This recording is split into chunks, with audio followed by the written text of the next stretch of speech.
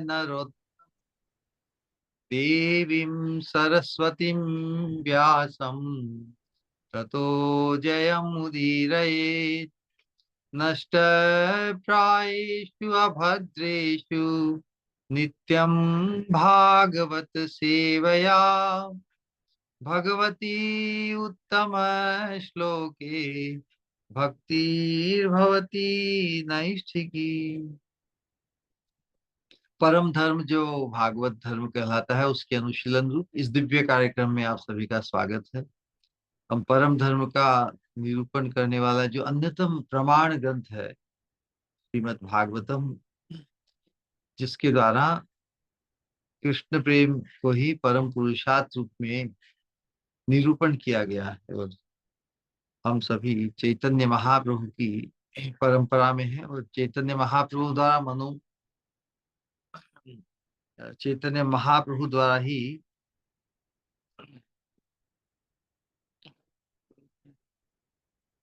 शब्द अटक रहा है, चैतन्य महाप्रभु द्वारा अनुमोदित होकर और चैतन्य महाप्रभु का ही मनोभीष्ट होकर कृष्ण प्रेम जिसके परमतम सोपान पर भगवान श्री चैतन्य महाप्रभु हमें ले जाना चाहते हैं, चैतन्य महाप्रभु का जो मनोभीष्ट है वास्तव में श्रीमती राधा रानी का ही है, क्योंकि राधा रानी का जो भी मनोभीष्ट है वो श्याम सुंदर के आनंद वर्धन के लिए ही। और इसीलिए जब कृष्ण भगवान राधा रानी के भाव की ओढ़नी ओढ़कर गौर सुंदर रूप में आए, तब राधा रानी के दो मनोभीष्टों की पूर्ति थी। वास्तव में जब अपने प्रियतम श्याम सुंदर को जिस चीज के लिए लोलुप या कुतूहल पूर्ण पाया, अतृप्त पाया, तो उसकी तृप्ति के लिए ही राधा रानी ने अपने भाव रंग कांति श्याम सुंदर को प्रदान की, जिसके माध्यम से उन्होंने अपने ही माधुर्य की अथाहता का अनुभव किया। और वास्तव में कोई चीज, किसी चीज की महिमा अनंत हो तो उसे फिर सीमित नहीं रखा जा सकता ना बहुत समय तक। और इसीलिए राधा रानी का मनोभीष्ट श्याम सुंदर का मनोभीष्ट बनकर पूरे जगत के जीवों के लिए परम जो अवदानता, परम महावदान्यता जो महाप्रभु की प्रकाशित हुई, उसी के माध्यम से हुई।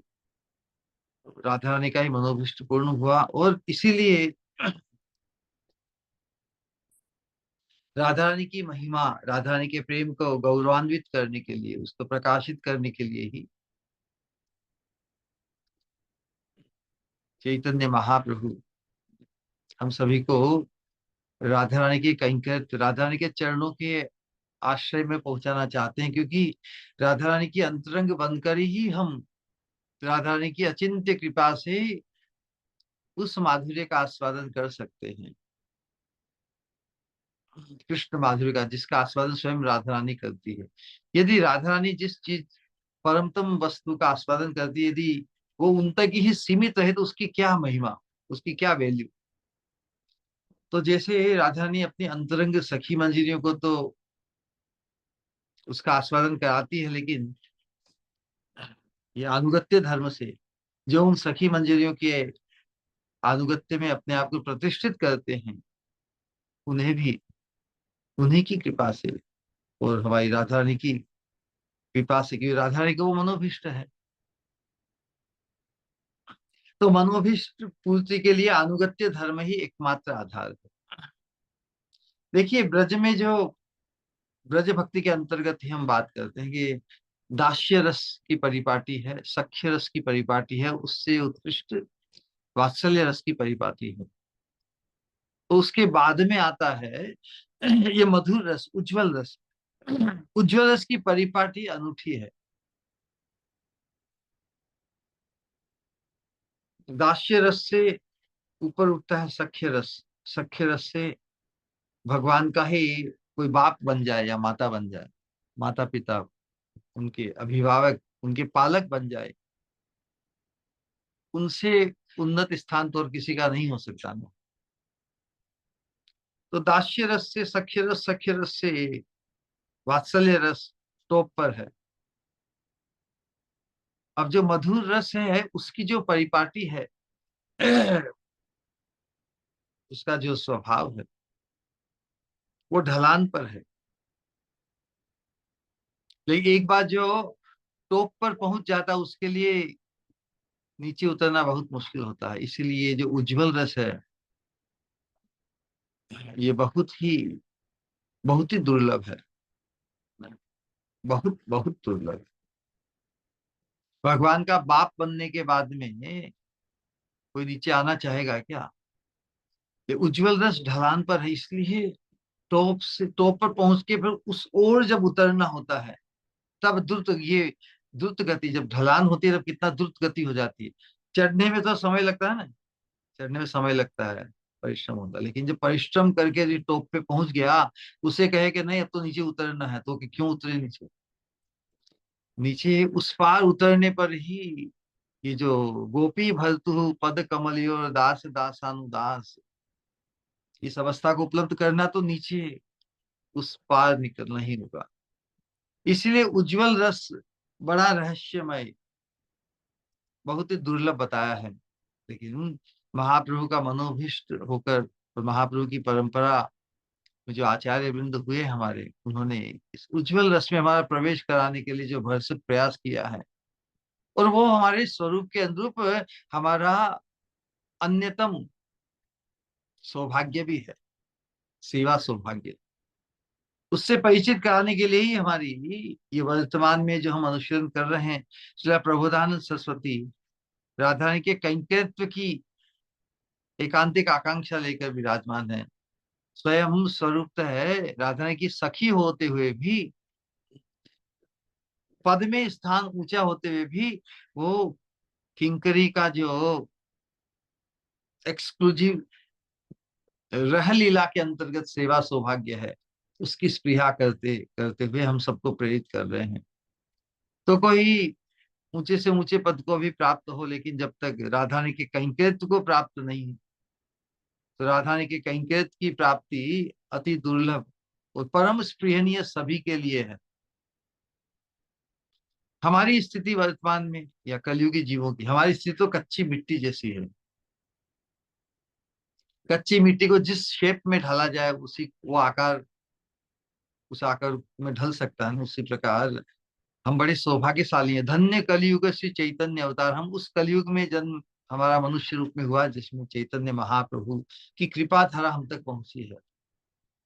हम भी उस कृपा धारा के माध्यम से जो हमारे स्वरूप के अनुरूप, जो हमारा हाईएस्ट सौभाग्य, उसके अनुरूप हम ढल सकते हैं, हमें ढाला जा सकता है। विशेष रूप से राधा रानी के कैंकर्यत्व की जो महिमा है, उसका जो आह्लाद है, उसका जो सौभाग्य है, उससे परिचित कराने के लिए। और राधा रानी ही वास्तव में सर्वेश्वरेश्वरी है।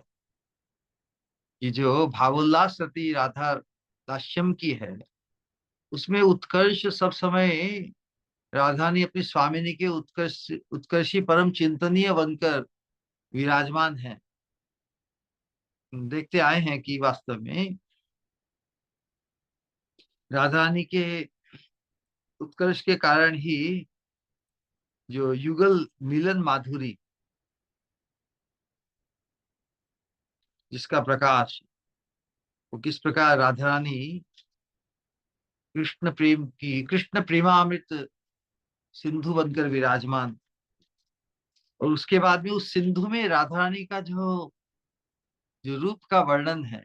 यदि राधा रानी का जो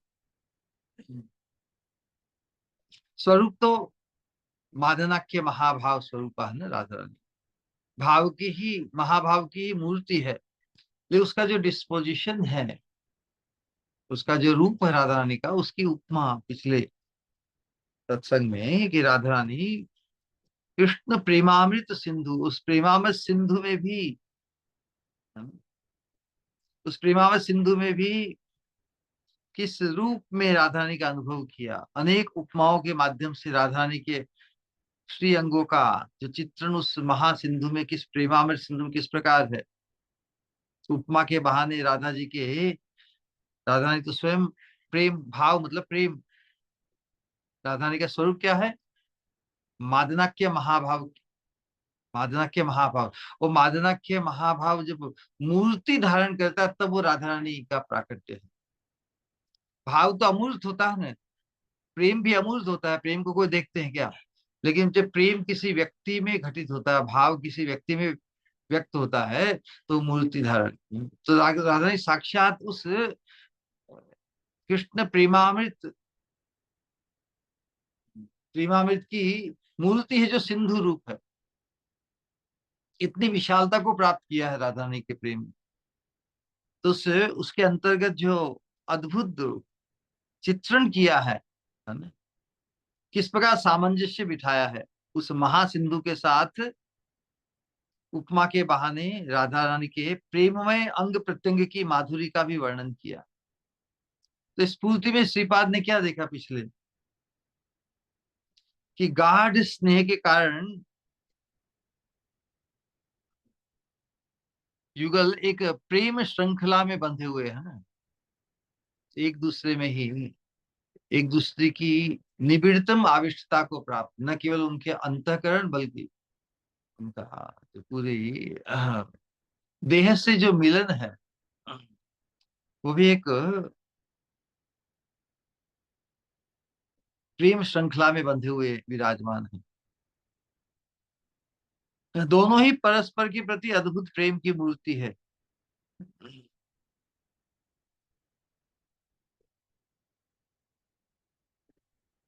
और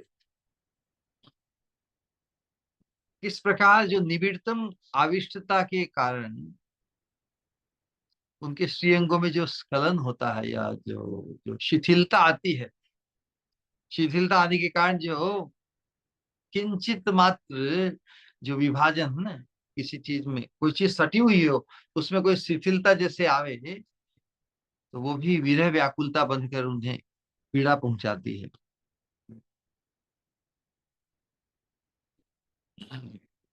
तो दोनों को ही, राधा कृष्ण को ज्योति युगल, युगल गाढ़ स्नेह बस ऐसे भाव में आबद्ध है कि उनके अंग कभी कंपन के द्वारा या भाव में भी, भाव की लहरियों के कारण उनके उनके श्रीअंगों में शिथिलता, शिथिलतावश जरा सा जैसे विभाजन है ना, ऐसा लगता है जैसे एक दूसरे से दूर हो रहे हैं ना। तो वह आभास मात्र का विच्छेद भी उन्हें सहन नहीं होता, और वो असहनीय कैसी पीड़ा पहुंचाता है कि निमेष मात्र का विच्छेद उन्हें कल्पकालीन, कल्प तो बहुत बड़ा है, बहुत लंबा, ब्रह्मा जी के एक दिन को कल्प, कल्पकालीन होकर प्रतीत होता है। और उनके अंग कोटि कोटि प्रलय काल की अग्नि, जब प्रलय होता है तो अग्नि प्रज्वलित होती है ना, सभी लोग को डुबो देती है, अग्नि में भस्म हो जाती है। तो प्रलय काल की, कोटि कोटि प्रलय काल की अग्नि की तीव्र ज्वाला का अनुभव जब हो तो व्याकुल हो जाते हैं। तो वास्तव में जो निबिड़तम आविष्टा और राधा रानी का जो स्वरूप है, मादनाक्य महाभाव की मूर्ति, वो मिलन काल में ही संपादित घटित होती है। कि राधा रानी का जो स्वरूप है, मादनाक्य वो मिलन अवस्था में श्याम सुंदर के साथ, अपने प्रीतम के साथ मिलित अवस्था में घटित होता है। उसमें कैसी वैचित्री की एक साथ हजार मिलन माधुर्यों का आस्वादन करते करते साथ में अनेक विध विरह, विरह व्याकुलता भी। राधा रानी के मादनाख्य भाव में तो सहस्र सहस्र मिलन माधुरी में अनेक प्रकार की रस वैचित्री, भाव वैचित्री से अनेक प्रकार की मिलन माधुरी एक साथ घटित होकर उन्हें अनुभूत होती है। और साथ साथ में कोटि कोटि विरह लहरियां भी तरंगित होती, ये बड़ा अचिंत्य है। किल किंचित राधा रानी निबिड़तम आविष्टा के साथ श्याम सुंदर के साथ अंक में विराजमान है। लेकिन कोई किसी ऐसी घटना या ऐसी ध्वनि घटित होती है जिसमें उस निबिड़तम मिलन की आविष्टा के अंतर्गत ही जैसे श्याम सुंदर से विरह हो गया है। राधा रानी का मुख कमल पर जो अनेक भंवरे मंडराते हैं, राधानी को परेशानी होती है, उससे भौरे को हटाने के लिए जो प्रयास किया जाता है, और जब भौरा भाग जाता है तो कोई सखी या सखा कहते हैं कि अ, मधुमंगल को भगा दिया। अब मधुमंगल भंवरे का भी नाम है। तो उसे श्रवण करके राधा रानी को ऐसी ऐसी विचित्र अवस्था प्राप्त होती है, जिससे श्याम सुंदर चले गए। अब श्याम सुंदर वहीं पर विराजमान है, लेकिन वो भी उन्हें आविष्ट कर देती है। तो एक साथ मिलन की निबिड़तम आविष्टता और उधर विरह व्याकुलता की प्रतीति, एहसास उन्हें विचित्र दशा को प्राप्त कराता है। तो ऐसी विशेषता और कहीं नहीं है, राधा रानी में ही घटित होती है ना? तो श्रीपाद राधा कृष्ण का जो वहां पर उसे नील पीत दो ज्योति स्वरूपों में दर्शन करते हैं, एवं रस विभोर हो रहे हैं इस प्रकार की।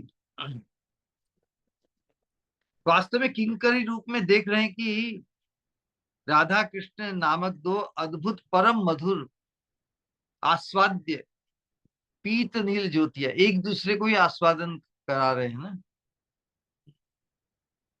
तो ये कोई साधारण जिस प्रकार ज्योति का चिंतन नहीं है, ये तो साक्षात मूर्ति को धारण है। ज्योतियां जब मूर्ति धारण हो जाती है मूर्तिवत, तो उनके ज्योतिर्मय रूपों से जो जो ज्योत्सना प्रकाशित होती है, तो उससे ही पूरा कुंज गृह आलोकित हो गया है। लेकिन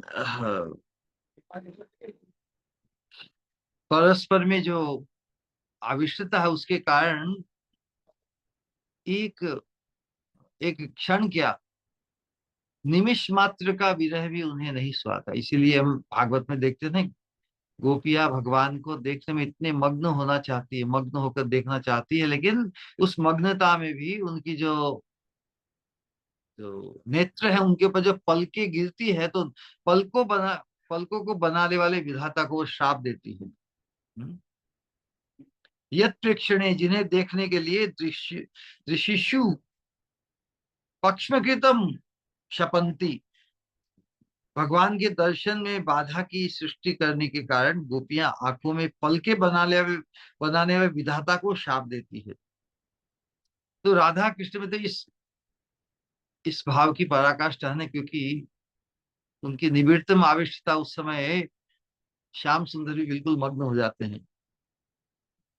तो मिलन लीला में परस्पर की निबिड़ स्पर्श सुख में व्यवधान आएगा, ये सोचकर जो उनके अंग में आभूषण या उनके दिव्य उन्माद को बढ़ाने वाले जो दीपक रूप चंदन है ना, या जो उनके वस्त्र हैं, उनके हार हैं, उनका भी कोई प्रयोजन वो अनुभव नहीं करते।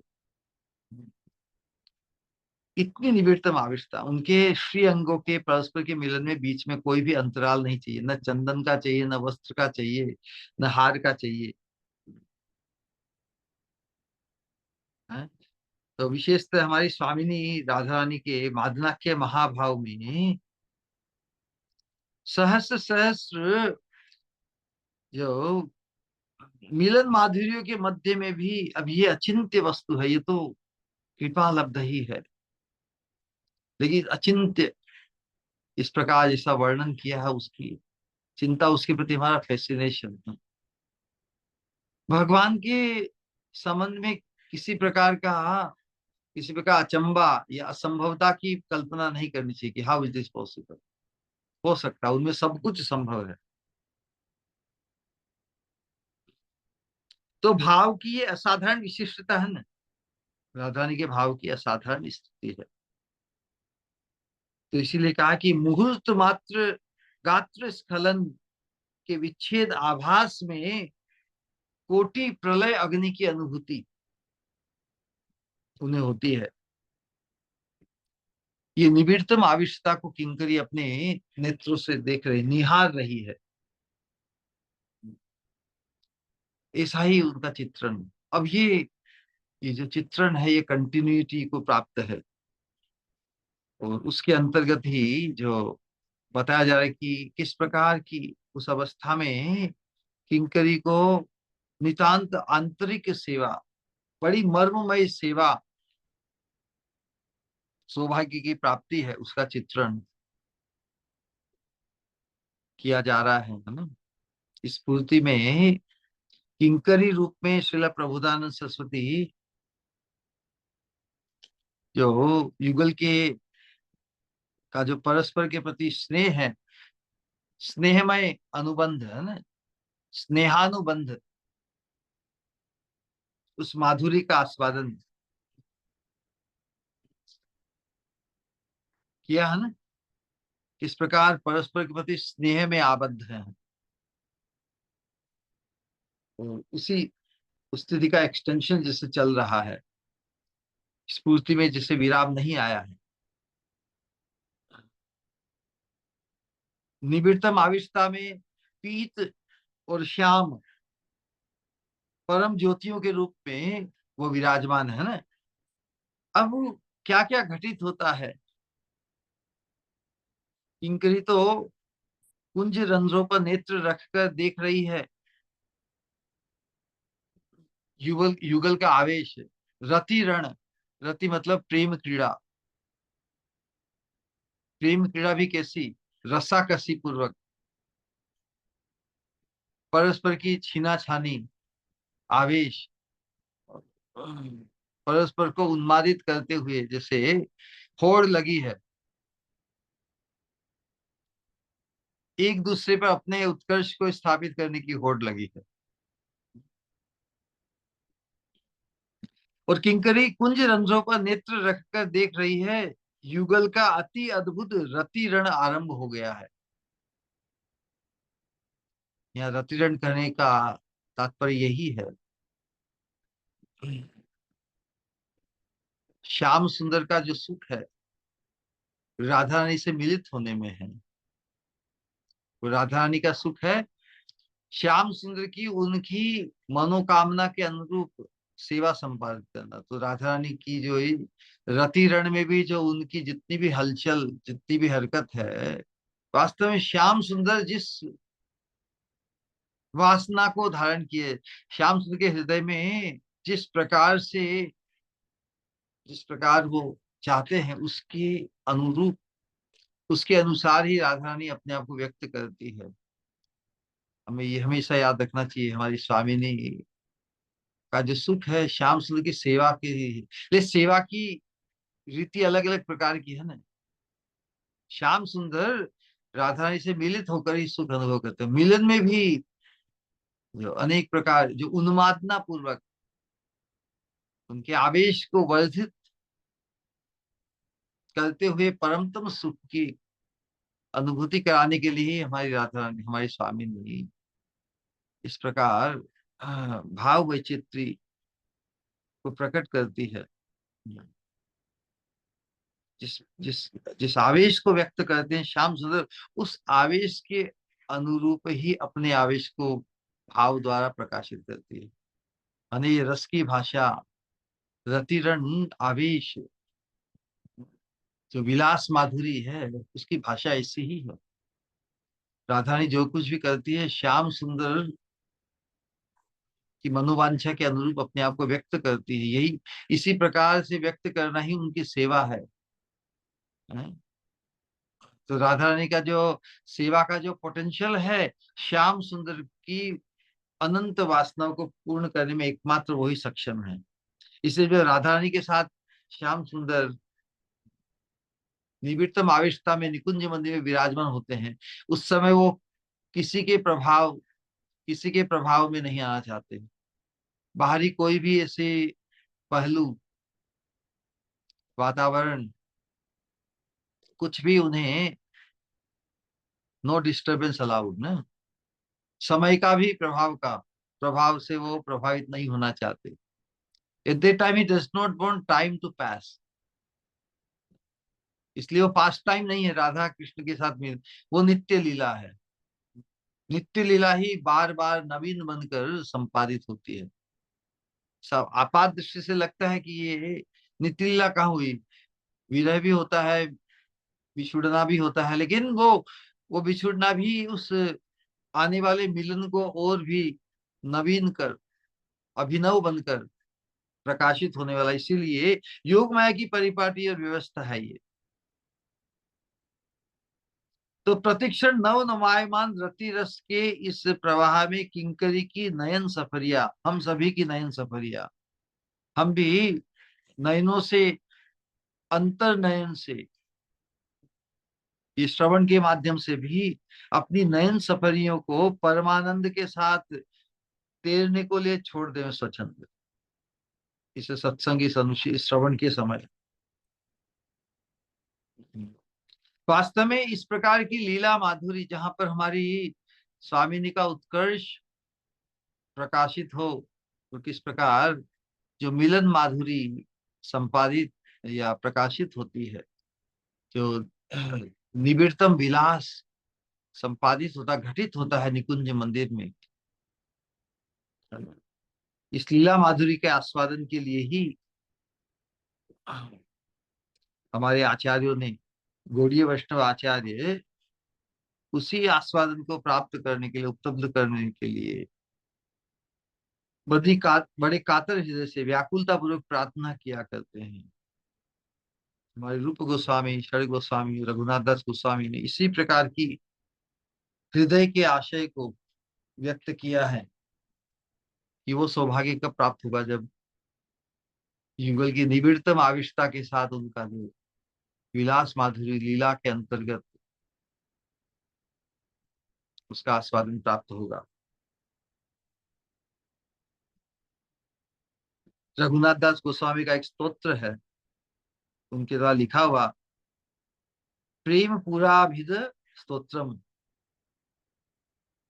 स्मर विलसित तल्पे जल्प लीलाम अनल्पाम, कृमकृति परिहीनाम बिभ्रति तेन सार्थम, मिथैव परिरंभा रंभ वृत्तैकम वर्ष्मा, क्षणवपि मम राधे नेत्रमानंद त्वम। अपने किस दर्शन, किस प्रिया करते हुए अपने नेत्र को आनंद देना चाहती है रति मंजरी रघुनाथ दास गोस्वामी। क्रम सुने हुए विदा बिंदास, जब फॉर्मालिटी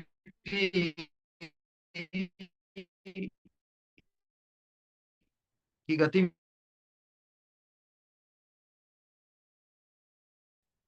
में जब मिलन माधुरी विलास चल रहा है, तब तुमने विविध हास्य परिहास में कथोपकथन में रत होकर वो परस्पर परस्पर को आलिंगन करने के लिए परम उत्सुक होकर मेरे नेत्रों को क्षण भर के लिए आनंदित, कितनी अद्भुत स्प्रेहा। क्या मांग रहे हैं कि हे राधिके, हे स्वामिनी, तुम कंदर्प विलास सैया पर निकुंज मंदिर के अंदर, विलास सैया पर श्री कृष्ण के साथ प्रचुरतर क्रम शून्य मतलब बिल्कुल शून्य विविध हास्य परिहासमय कथोपकथन में रत होकर और परस्पर परस्पर को आलिंगन को क्षण भर के लिए आनंद करो। फिर कहा है कि प्रमद मदन युद्ध शांतित है, कांत कृष्ण प्रचुर सुखद वक्षस्फार तल्पे स्वपंती, रसम उदित विशाखा वीरनाधा, ये में लग संलग्न हो रहे हैं। जिस प्रकार गोस्वामी अपने आप को उस लीला, हे राधे, सूरत मद में, मतलब ये प्रेम क्रीड़ा, प्रेम क्रीड़ा के मद में मत्त होकर विपुल विशाल मदन युद्ध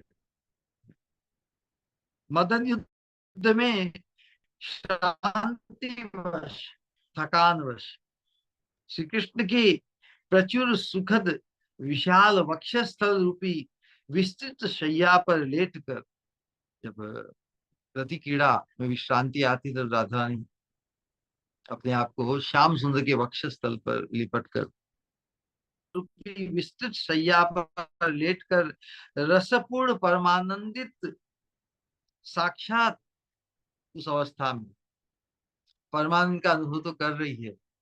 श्याम सुंदर के विशाल वक्षस्थल को पाकर हमारे स्वामी एक दूसरे से सटे हुए विराजमान है। तो उस समय दोनों ही जब हलचल नहीं कर रहे हैं और रति रति श्रम विश्रांति के कारण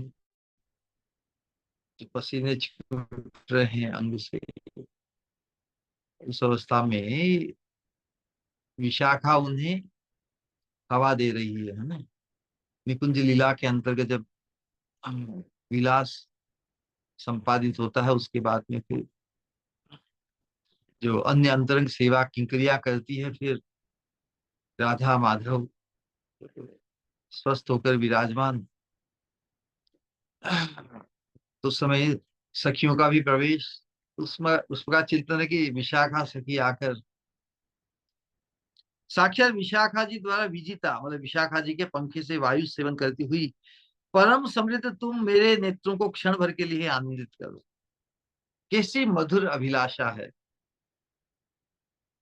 इसी मधुर अभिलाषा को तो इम्बाइब करना है हमारे हृदय में, इस साधक अवस्था में। तो साधक को अपना स्वरूप जागृत करना होगा ना, अपने आप को साधक अवस्था में भी किंकरी माने बिना तो हम इस अभिलाषा को, इस स्पृहा को कैसे हृदय में धारण कर पाएंगे। ये किंकरी के लिए ही है, किंकरी ही ऐसी स्पृहा कर रही है ना। तो किंकरियों के आनुगत्य में जब हम ये अनुशीलन कर रहे हैं, तो इस अभिलाषा को हम भी हृदय में धारण करें किंकरी बनकर। तो अपने स्वरूप को जागृत कर इस अभिलाषा के माधुर्य का आस्वादन हमें करना होगा। मैं किंकरी हूँ राधा रानी की, अचोश्रेष्ठ सुंदरी मंजरी। इस प्रकार प्रबोधानंद सरस्वती भी उस किंकरी के सौभाग्य को की स्पृहा कर रही है, उनके आनुगत्य में हम भी उसी स्पृहा को धारण करें हृदय में। लेकिन जब तक हमारा इस वर्तमान पंचभौतिक नश्वर देह का आवेश जब तक प्रबल रहेगा,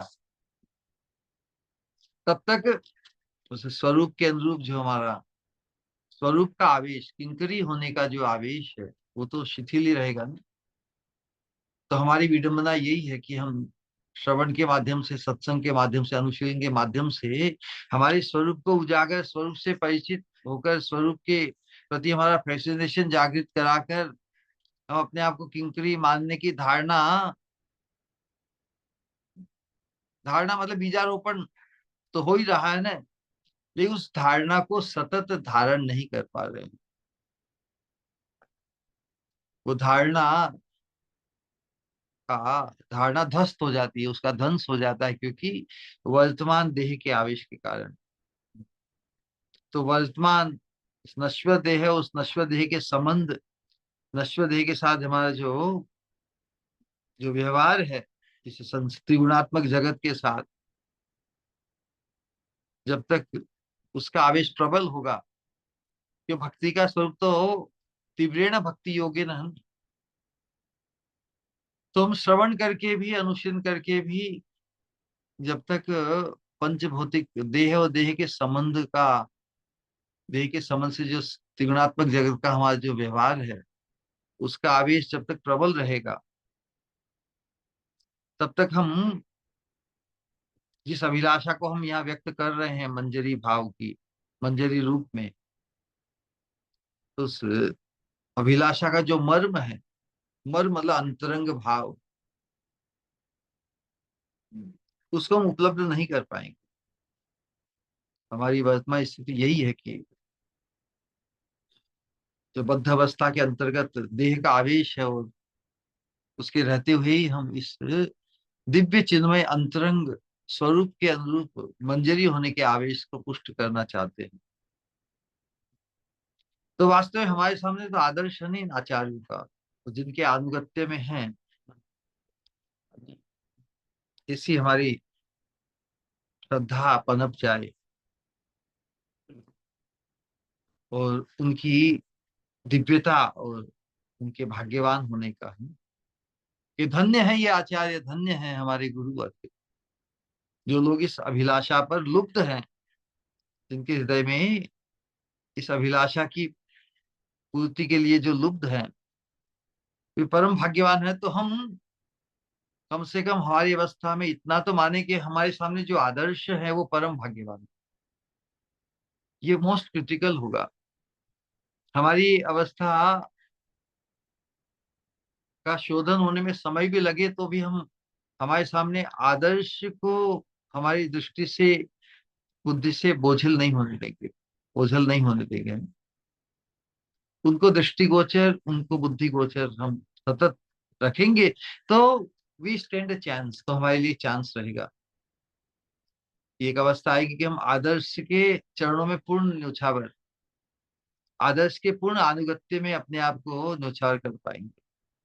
आदर्श सामने रहेगा, आदर्श की दिव्यता का एहसास बना रहेगा, तो कभी परिस्थिति जब बदलेगी तो जो हम हमारी परिस्थिति के वशीभूत होकर, सरकमस्टेंस के वशीभूत होकर जो पूर्ण न्योछावर नहीं कर पा रहे हैं, लेकिन आदर्श के प्रति दिव्यता का एहसास बना रहेगा, तो जब हमारी राधा रानी की विशेष कृपा से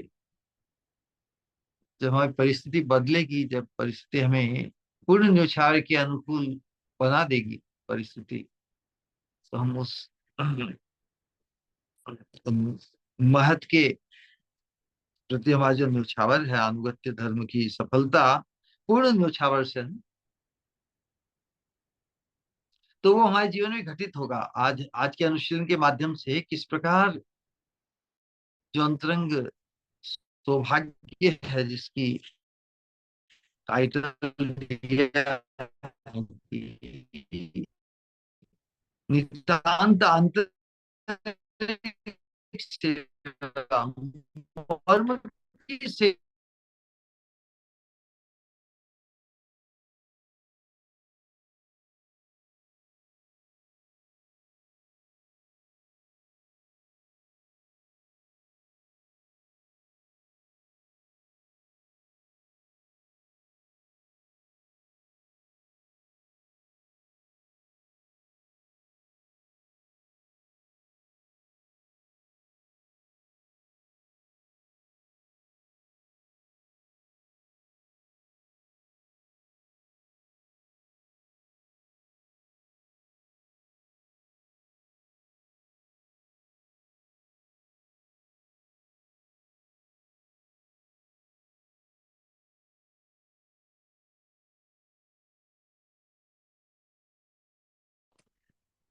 ये देंगे क्या? ठीक।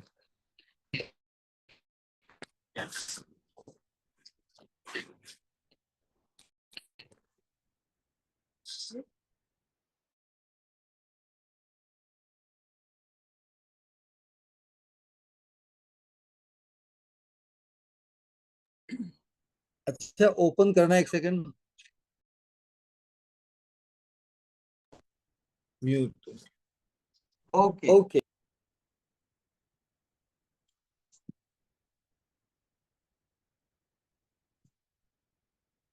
तो किंकरी रूप में प्रबोधानंद सरस्वती जो विलास माधुरी का दर्शन साक्षात कर रही है,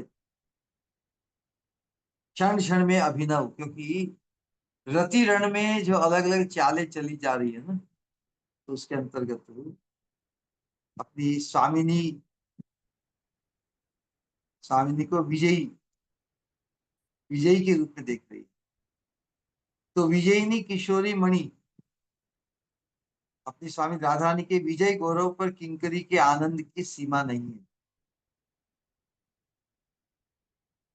अब मणि कहने से श्रेष्ठतम अवस्था में किशोरी मणि, मणि होने से हमेशा ही श्रेष्ठता, हमेशा ही उत्कर्ष को प्राप्त है। राधा रानी का जो सौंदर्य है, उनकी अंग कांति है, उनका जो यौवना, यौवनता है उनकी, उनकी लावण्य, लावण्यामृत, कारुण्यामृत, जो तीन व्यवस्था राधा ने की बताई है, तो यहाँ पे तो यौवन माधुरी वो पूर्ण रूप से विकसित राजधानी की हुई है, और राजधानी विजयता को प्राप्त हुई है। और यौवन माधुरी भी प्रतिक्षण अभिनव, अभिनव विशिष्टता, अभिनव नूतनता को प्राप्त, तो उसके प्रतिक्षण की नवीनता के कारण रतिरण भी नवीन प्रतीत हो रहा है। मादनाख्य महाभाव से उत्पन्न अद्भुत रतिरण का कौशल देखकर अप्राकृत नवीन मदन कौन है? श्याम सुंदर। श्याम सुंदर भी जैसे विस्मित, दिशय हरावस्था को, राधा रानी की उस रतिरण में भी ऐसी ऐसी चाल है, ऐसी उनकी विदग्धता है कि उसके सामने आत्माराम हो जाते हैं। श्याम सुंदर जो पूरे जगत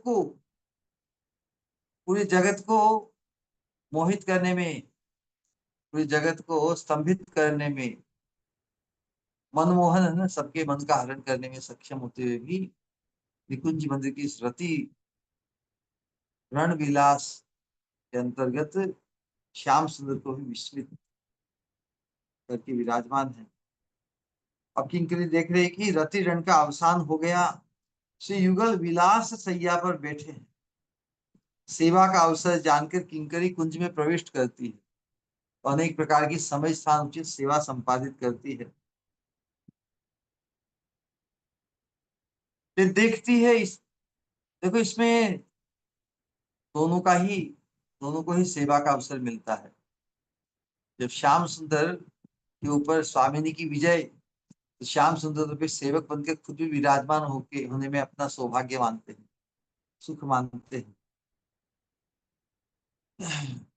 तो बहुत बार राधा रानी भी अपने प्रियतम श्याम सुंदर के मनोभिष्ट को पूर्ण करने के लिए उन्हें आदेश देती है, चलो श्रृंगार करो, तुम्हारी हरकतों से ही बिगड़ा है श्रृंगार।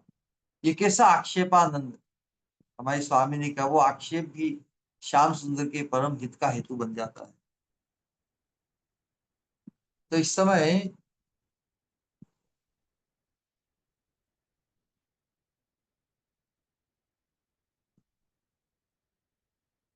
समय साक्षात रस, रस कौन हुआ? साक्षात रस, रसो वही है, साक्षात श्याम सुंदर ही, श्याम सुंदर ने ही श्रीमती हमारी स्वामिनी को अपूर्व साज से सुसज्जित किया है।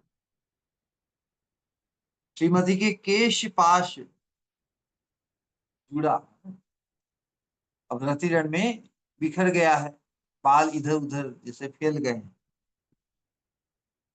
तो केश पास, तो इसी का तो चित्रण जो श्लोक में हुआ है, इसका निरूपण कर लेते हैं कि निकुंज कदा रति उन्मुक्तम कच भरम हम संयमयिता कदा वा संधास्ये त्रुटितन, त्रुटि तनव मुक्ता वलिमपि कदा वा कस्तूरी कस्तूर्या स्थिलकमपि भूयो रचयिता निकुंजा, निकुंजा, निकुंज अंतर्वृते नवरति रणे यौवत मणि, संस्कृत शब्द है। कहा कि कदा रति उन्मुक्तम, रति रस, रति क्रिया के कारण जो उन्मुक्त मतलब खुल गई केश पाश, निकुंज के भीतर किशोरी मणि, निकुंजांतर ते नव, नवरति रणे यौवत मणि, किशोरी मणि, यौवत मणि मतलब यौवत मतलब किशोरी, मणि मतलब मणि, तो निकुंज के भीतर किशोरी मणि श्रीमती राजरानी के नवरति रण में उन्मुक्त केशों के, रण में मतलब यहाँ पे गति, हलचल होती है, रसाकसी है, उसमें उन्मुक्त हो गए केशों, केशों की उन्मुक्त अवस्था। तो निकुंज के भीतर किशोरी मणि श्री राधा के नवरति रण में उन्मुक्त, बिखरे हुए, खुले हुए केशों को मैं कब बांधूंगी। कदावा संधाश्य, कब बांधूंगी। छिन्न मुक्ताओं का चयन कर कब हार, और रति रण में जो मुक्ता का हार है वो भी बिखर गया, टूट गया है। छिन्न मुक्ताओं का चयन कर कब हार बनाऊंगी। त्रुटि नव मुक्ता, कदावा कस्तूरिया स्थिल कमपि भूयो रचिताम। और रतिरण में परस्पर के आलिंगन, चुंबन, स्पर्श से जो तिलक इत्यादि ललाट पर से बिखर गए हैं, तो कब कस्तूरी पंख द्वारा पुनः तिलक रचना करूंगी। तो यही कर रहे हैं कि इस प्रकार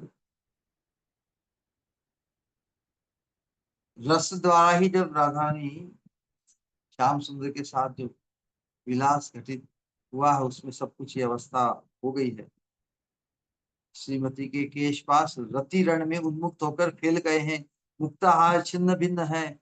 श्वेत कणों के कारण, रति श्रम में जो श्वेत कण, पसीने के बूंदे श्वेत कणों के कारण ललाट का कस्तूरी तिलक धूल कुछ गया है। वेशभूषा अस्त व्यस्त है। विजयिनी श्रीमती के रस द्वारा सजाए रूप की माधुरी देखकर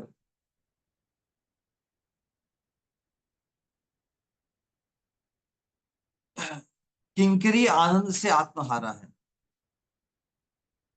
अब राधारानी विजय को प्राप्त हुई है, लेकिन तो इसलिए आधिपत्य उनका ही है, इसलिए रस द्वारा ये श्रृंगार कराया है श्याम सुंदर।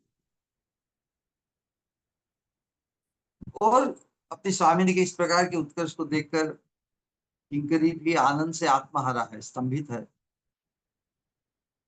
विस्मित है।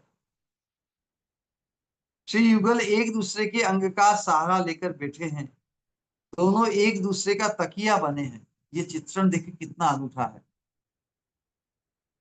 एक दूसरे में ही मग्न। अब कोई रण नहीं है, कोई लड़ाई झगड़ा या कोई रसाकसी नहीं है,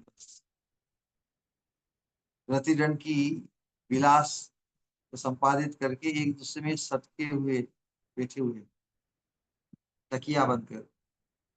घन घन निश्वास प्रश्वास प्रवाहित है, मिलन लीला में दोनों एक दूसरे को सुखी बना सके।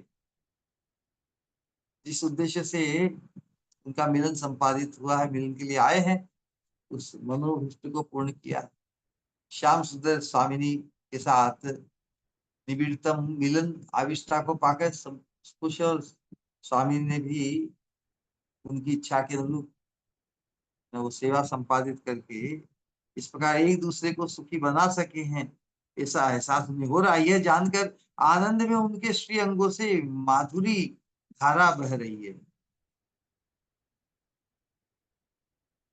कितनी अद्भुत चिंतनीय ये छवि है। साधकों के लिए यही, इसके प्रति हमारा, इस प्रकार के चिंतन के प्रति हमारा फैसिनेशन जितना बढ़ता चला जाएगा, उतना ही उस चिंतन की सतत, चिंतन की जो धारणा है, या धारणा में जो वो धारणा सतत बनी रहेगी। साधक के लिए नित्य ध्येय है वास्तव। साधक को अपने लीला चिंतन के समय रस द्वारा सजाई, रस द्वारा सही मतलब श्याम सुंदर के द्वारा सजाई श्रीमती के इस सौंदर्य का थोड़ा बहुत आस्वादन करना होगा। लेकिन किंकरी को एक और सौभाग्य प्राप्त है, कभी कभी श्याम सुंदर जो रस, रस द्वारा सजाई राधारानी का के रूप माधुरी का दर्शन है। कभी कभी किंकरी को भी राधा रानी की उस अस्त व्यस्त अवस्था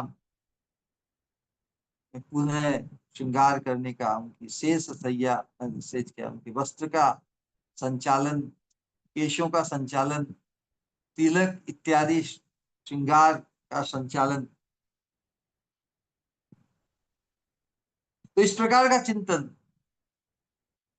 इस प्रकार श्याम सुंदर ने कामिनी को पुनः सजाया, लेकिन पुनः एक दूसरे के देह से सटे बैठे हैं, तकिया बनाकर जैसे। तो अभीष्ट, हमारे लिए तो अभीष्ट तो राधा रानी है। राधा रानी चूंकि अपने प्रियतम श्याम सुंदर को सुखी करके परम स्वयं सुख का अनुभव कर रही है, इसलिए युगल, तो अभीष्ट के मतलब युगल की माधुर्य आस्वादन से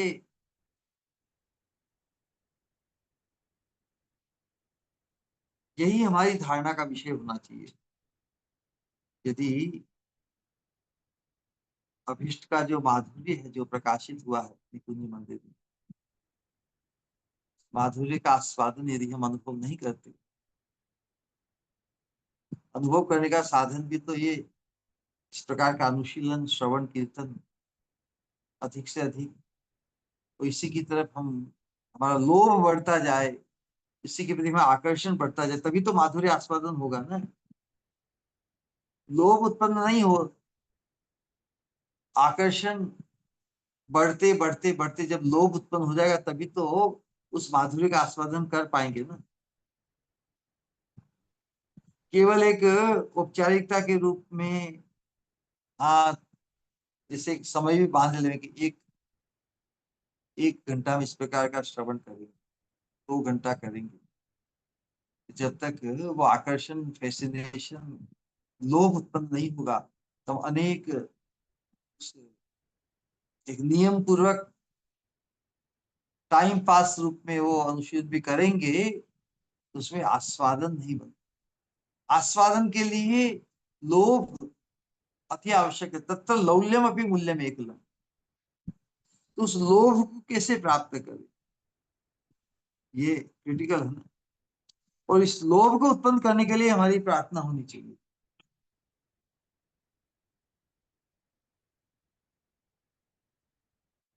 केवल नियम पूर्वक स्मरण को राग भजन नहीं करते। बहुत बार कहते जो नियम से हम इतना समय तो देंगे, उसके लिए लोभ की कुंजी खोजनी पड़ेगी। तो लोभ किस बार कृपा से ही प्राप्त हो, उस कृपा को आकृष्ट करना, जो लीला संपादित, जो लीला का चित्रण, दर्शन, वर्णन हुआ है, उस लीला से ही, लीला की ही प्रार्थना करनी है। लीला की कृपा से ही आस्वादन की योग्यता क्रमशः हमें प्राप्त हुई। तो लीला की कृपा क्या है, अर्थात जिनके अनुगत्य में आने से, जिन आचार्यों की ने जिस इस लीला का चित्रण हमारे सामने प्रकट किया है अपनी वाणियों में, अपने, तो उनका ही अनुगत्य, उनकी कृपा के माध्यम से ही हमें इस लीला की कृपा की प्राप्ति होगी। जैसे कहते हैं लीला, लीला की कृपा मतलब लीला हृदय में प्रकाशित होने लगे, रेवलेशन होने लगा। तो रेवलेशन की कृपा महत पुरुषों से ही है, इन आचार्यों की कृपा से ही वो लाभ होगा। तो किंकरी ने रति शांत श्री युगल की सेवा में आत्मनियोग किया है, तो वो सेवा उन्हें भी प्राप्त हो। पीजन से उनका श्रम जल सुखाया है, जल दिया है, तांबुल आदि से सेवा की है। स्वामिनी के उन्मुक्त केश पाशों का संस्कार कर नव मल्लिका माला द्वारा कवरी बंधन कर दिया है। देखिए यहाँ पे दो लीला, एक बार श्याम सुंदर भी कभी कभी राधा रानी का श्रृंगार करते हैं, आदेश पाकर। प्राय तो किंकरियों को ही ये सेवा सौभाग्य प्राप्त होता है, तो किंकरी ने भी वो सौभाग्य प्राप्त किया कि उन्मुक्त खुले हुए केश पाशों का संस्कार कर नव मल्लिका माला द्वारा कवरी बंधन कर दिया है। इधर उधर बिखरे मुक्ता मालाओं को, मुक्ता माला के जो मणि है, मुक्ताओं को उठाकर हार बनाकर पहना दिया है। श्रम जल से विलुप्त अलकावली, बाल की लड़ों को अलकावली करते हैं, पसीने से सिक्त होकर जब चेहरे पे आ जाती है, तिलक इत्यादि सब जो है चित्रकारी वो मिट जाती है। तो श्रम जम से विलुप्त मिटे हुए अलकावली कस्तूरी द्वारा उज्जवल कर दी है। अलकावली कस्तूरी, यह सेवा संपदा गौड़ीय वैष्णव के लिए चिर आकांक्षा की वस्तु। समय स्थान उचित, निकुंज मंदिर के इर्द गिर्द आसपास, अंदर में और बाहर में समय स्थान, विलास के पूर्व, विलास दरमियान और विलास के उपरांत, ये सभी सेवाएं, ये सेवा संपदा गौड़ीय वैष्णव के लिए चिर आकांक्षा की वस्तु है। आचार्य पादों ने ब्रज की नित्य किंकरियां होते हुए भी महाप्रभु के पार्षद बनकर ऐसी मनसा साधकों के लिए जो अभिलषित वस्तु है, जो अभिलाषा व्यक्त करनी है, तो इस आचार्य तो ब्रज की नित्य किंकरियां होते हुए भी स्वयं इस मर्म सेवा की प्रार्थना कर साधक को उसकी अभिष्ट सेवा संपदा की प्राप्ति। हमारे लिए तो, हम तो अजात रति साधक है, हमारे लिए तो केवल मर्म सेवा की प्रार्थना की ही, जैसे पिछले श्लोक में हमने, साक्षात सेवा की प्राप्ति तो इस वर्तमान समय में होगी नहीं, तो इस प्रकार की स्फूर्ति भी हमें प्राप्त हो, इस प्रकार की अभिलाषा भी व्यक्त करें, तो साक्षात सेवा तो वर्तमान में होगी। तो साक्षात सेवा प्राप्ति की जो योग्यता है, योग्यता क्या है? दैन्य भाव पूर्वक इस प्रकार की इच्छा व्यक्त करो। योग्यता है अनुगत्य धर्म। अनुगत्य धर्म में हमारी सिद्धि होगी। अनुगत्य धर्म जब पूर्ण प्रतिष्ठित होंगे, तो वही वही योग्यता, उस योग्यता का अन्वेषण करना। और इसीलिए इन आचार्यों के अनुगत्य में हमें नित्य प्रतिष्ठित होना, इनकी कृपा से ही वो योग्यता भी उपलब्ध होगी, और योग्यता को अर्जित करके हम शाश्वत कैंकर्य की प्राप्ति। तो योग्यता क्या है? नित्य चिर स्मृति। चिर स्मृति होने से ही आवेश भी, आवेश की रक्षा होगी, नहीं तो आवेश शिथिल हो जाएगा। चिर स्मृति नहीं होगी तो फिर देह का आवेश वापस प्रबल होकर फिर वंचित कर देगा। तो योग्यता का अन्वेषण मतलब चिर स्मृति, चिर आकांक्षा, एकमात्र आकांक्षा, एकांतिक आकांक्षा। तो ये सेवा संपदा, जो सेवा संपदा, जिस सेवा का सौभाग्य किंकरियों ने प्राप्त किया, तो श्रवण करते हुए उन किंकरियों के अनुगत्य को अंगीकार करते हुए वो सेवा ही हमारी एकमात्र चिर आकांक्षा बन जाए, और साधन काल में निरंतर वो आकांक्षा यदि हमारी बनी रहती है, तो आकांक्षा ही वो आकांक्षा रूपी योग्यता कि हमें साक्षात सेवा को उपलब्ध कराएगी। तो चिर आकांक्षा की स्थिति हमारी बने, यही योग्यता का अन्वेषण है, जो पिछले श्लोक में अन्वेषण की बात बताई। और इसके लिए नित्य अनुगत्य में हमें अपने आप को प्रतिष्ठित करना हो।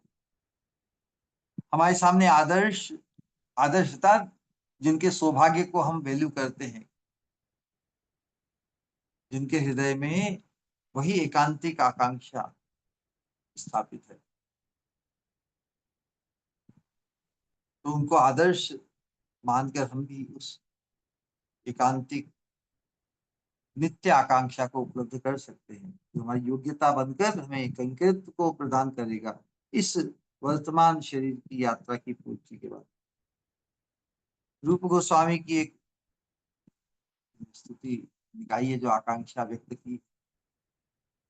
आकांक्षा व्यक्त की मतलब जिसे अभी प्राप्त नहीं हुई। रूप गोस्वामी को तो रूप मंजरी के रूप में प्राप्त है वो सौभाग्य, कि महाप्रभु के मनोभिष्ट को पूर्ण करने के लिए हमारे जगत जीवों में उसी आकांक्षा को स्थापित, अंकित करने के लिए कितना अद्भुत भाव, जो हम बार बार होते हैं। तदाहम सेविष्ये ग्रतति चमरी चामर मरु, विनोदेन क्रीडा कुसुम शयने न्यस्त वपुषौ दरोन्मिलन नेत्रौ श्रम जल कण क्लीद्य दलकौ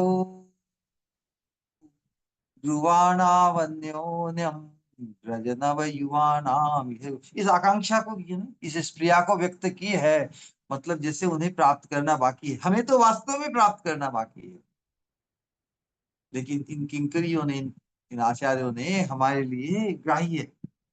हम भी इसी स्प्रिया करें तो ये जो स्पृहा, ये जो आकांक्षा,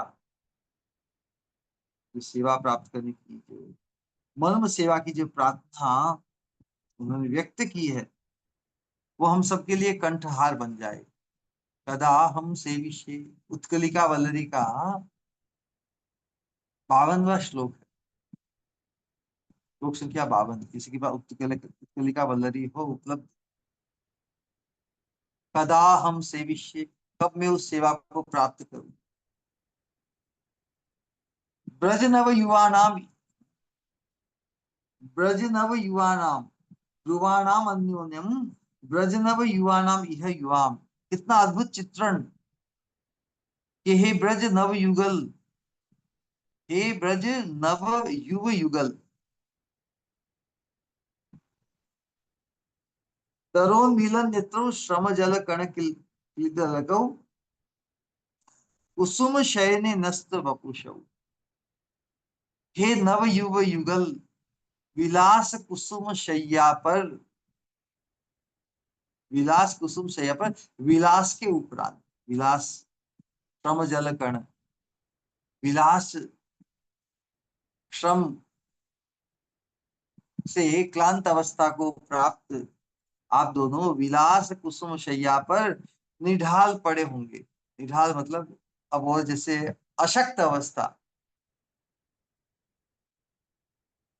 रति श्रम के कारण नेत्र तुम्हारे अर्ध खुले, ईशत मतलब थोड़े से खुले होंगे, श्रम सीकरों से, श्रम बिंदुओं से अलकावली आर्द्र गीली होगी, और परस्पर क्लांति सूचक, थकावट सूचक वार्तालाप में, तो श्रम को प्राप्त है तो वो बोलना चाहे वो भी अस्पष्ट होते हैं ना, पूरे क्लियर नहीं होते। क्लांति सूचक वार्तालाप में प्रवृत्त होंगे। मेरा ऐसा सौभाग्य कब होगा इस अवस्था में आपको देखकर आपको सुख पहुंचाने के लिए। लता मंजरी के चंवर, कदा हम से विषय व्रतती चमरी चावल, चमरी चावल, चमरी ये लता मंजरी के चंवर से तब तुम दोनों का मधुर बीजन करूंगी। क्या अद्भुत स्पृहा व्यक्त की है। क्या हमारी स्पृहा नहीं होनी चाहिए ये? हमें कौन रोक रहा है? क्या हम खुद रोकेंगे? यहाँ तो महाप्रभु के मनोभीष्ट को हमारे जीवन में भी पूर्णता को प्राप्त हो, इसलिए प्रोत्साहित किया जा रहा है कि इस स्पृहा को, इस लालसा को अपनी ही बनाए।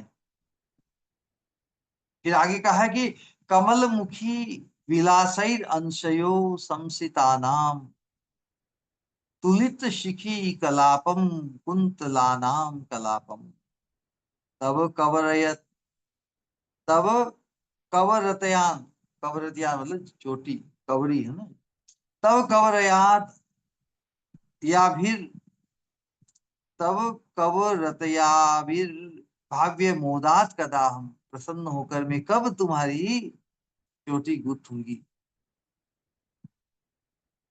विकचविच विकालम विला किलानाम मालय अलंकृष्ये, माला बना के तुम्हें अलंकृत करूंगी, भूषित करूंगी। ये कमल मुखी श्री राधिके, तुम्हारे केश रति विलास में शिखी पुच्छो मोर पंखों की तरह अस्त व्यस्त होकर तुम्हारे स्कंद देश पर फैल जाए, कंधे पर फैल जाएंगे। तब मैं परम आनंद के साथ तुम्हारा केश संस्कार कर विकसित मल्लिका माला द्वारा तुम्हारा कवरी बंधन, चोटी बंधन, कवरी बंधन जूड़ा करूंगी। ऐसा सौभाग्य मुझे कब प्राप्त हो?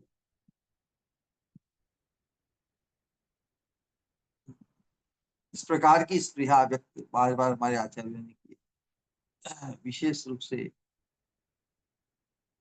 वृंदावन जो हमने प्रार्थना के अंतर्गत जो अनेक प्रकार की लालसाएं व्यक्त की नरोत्तम दास ठाकुर जी ने, उसके अंतर्गत एक प्रार्थना इसी के अनुरूप व्यक्त हुई है। उसमें जो प्रार्थना है कितनी अद्भुत है।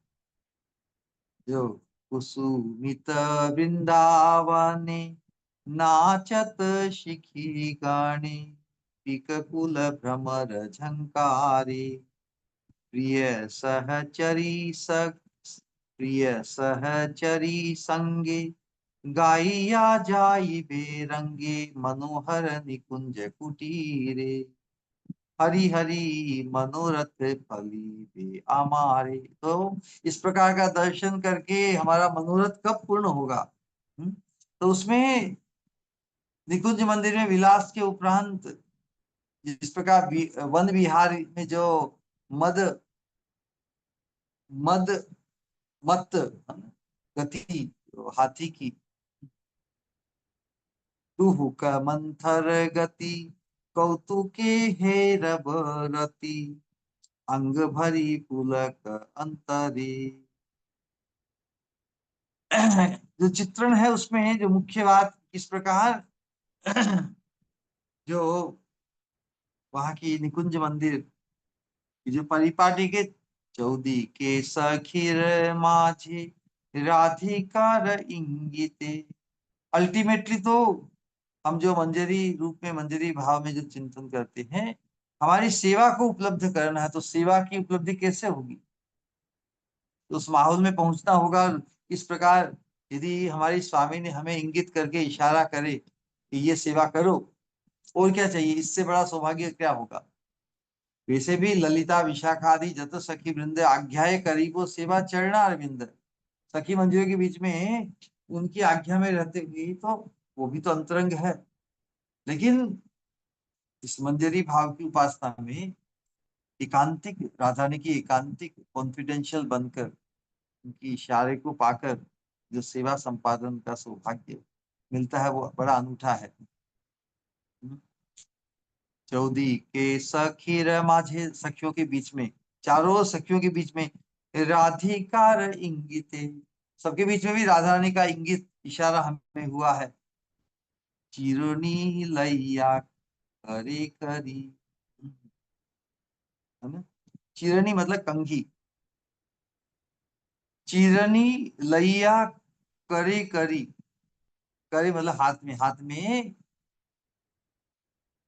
जो कंघी धारण करके राधा रानी का इशारा पाकर उनके बालों का परिष्कार जो बिखर गए हैं रति रण में। कुटिल कुंतल सब, सभी कुटिल मतलब फंस जाते हैं ना बाल। राधा रानी के बाल वैसे भी बहुत घुंघराले हैं, और जब अस्त व्यस्त हो गए श्याम सुंदर के साथ विलास के अंतर्गत, तो कुटिल, कुटिल मतलब बड़े ही उलझ गए हैं ना। कुटिल, कुटिलता को प्राप्त, एक तो सीधे होते हैं, परस्पर आपस में उलझ गए तो उसको कुटिल कहते हैं। कुटिल कुंतल सब, कुंतल मतलब यही जो अलकावली। कुटिल कुंतल सब, बिथारिया आचर, बड़े ही उनका, उनको ठीक करने के लिए बिथारिया आचर, बिथारिया आचर मतलब उनका, उनका जो शोधन है, उनको जो संवारने का जो काम है, उसी की बात कर रहे हैं। कितना अद्भुत। तो वही बात की, राधा कृष्ण ललिता विशाखा आदि सखियों से घिरे, और फिर जो माहौल है, मधुर गान चल रहा है, मधुर गान चल रहा है, करते करते एक अति मनोरम निकुंज मंदिर में विराजमान है, या उसकी तरफ जा रहे हैं। किस प्रकार गति? गजराज करिणी, हाथी हथेली की जो गति है, युगल की स्वच्छंद मंथर अलस गति, जैसे आलस करते हुए एक दूसरे से सटे हुए चल रहे हैं। तो इस गति भंगिमा को देखकर किंकरी भी मुग्ध है, सोचती है कि आज जो मनोरथ पूर्ण हुआ। तो हम भी किंकरी भाव की भाव में प्रतिष्ठित रहकर इस प्रकार की स्पृहा, इस प्रकार का अनुशीलन, इस प्रकार श्रवण करते हैं, तो ऐसा लगे साक्षात जब हमें भी ये सौभाग्य प्राप्त होगा तो हमारा भी मनोभिष्ट, हमारा भी मनोरथ पूर्ण होगा। तो अभी तो अनुगत्य के माध्यम से इस मनोरथ की स्पृहा को बढ़ाएं। पुलकित देह से परमानंद पूर्वक युगल माधुरी दर्शन कर रही है किंकरी।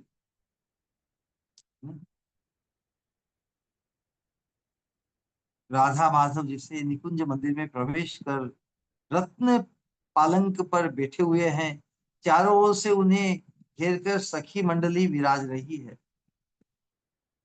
तो वन भ्रमण से या युगल विलास में, क्योंकि लीला तो अनेक प्रकार की है ना, वन भ्रमण से कह लो या विलास के कारण युगल के केश वेश आदि अस्त व्यस्त हो गए हैं। और राधा रानी का इंगित पाकर प्रेम भक्ति चंद्रिका और प्रार्थना के अंतर्गत तो जो कौन है, नरोत्तम दास ठाकुर न, जो चंपक मंजरी, तो चंपक मंजरी ही जैसे राधा रानी का इशारा पाकर वेश रचना करेगी। तो पहले कंघी लेकर केश संस्कार करने को होती है कि राधा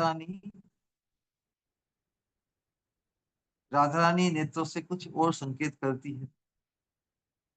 तो चंपक मंजरी ने युगल के जो संकुचित या उलझे हुए संकुचित केशों का परम यत्न पूर्वक संस्कार किया है।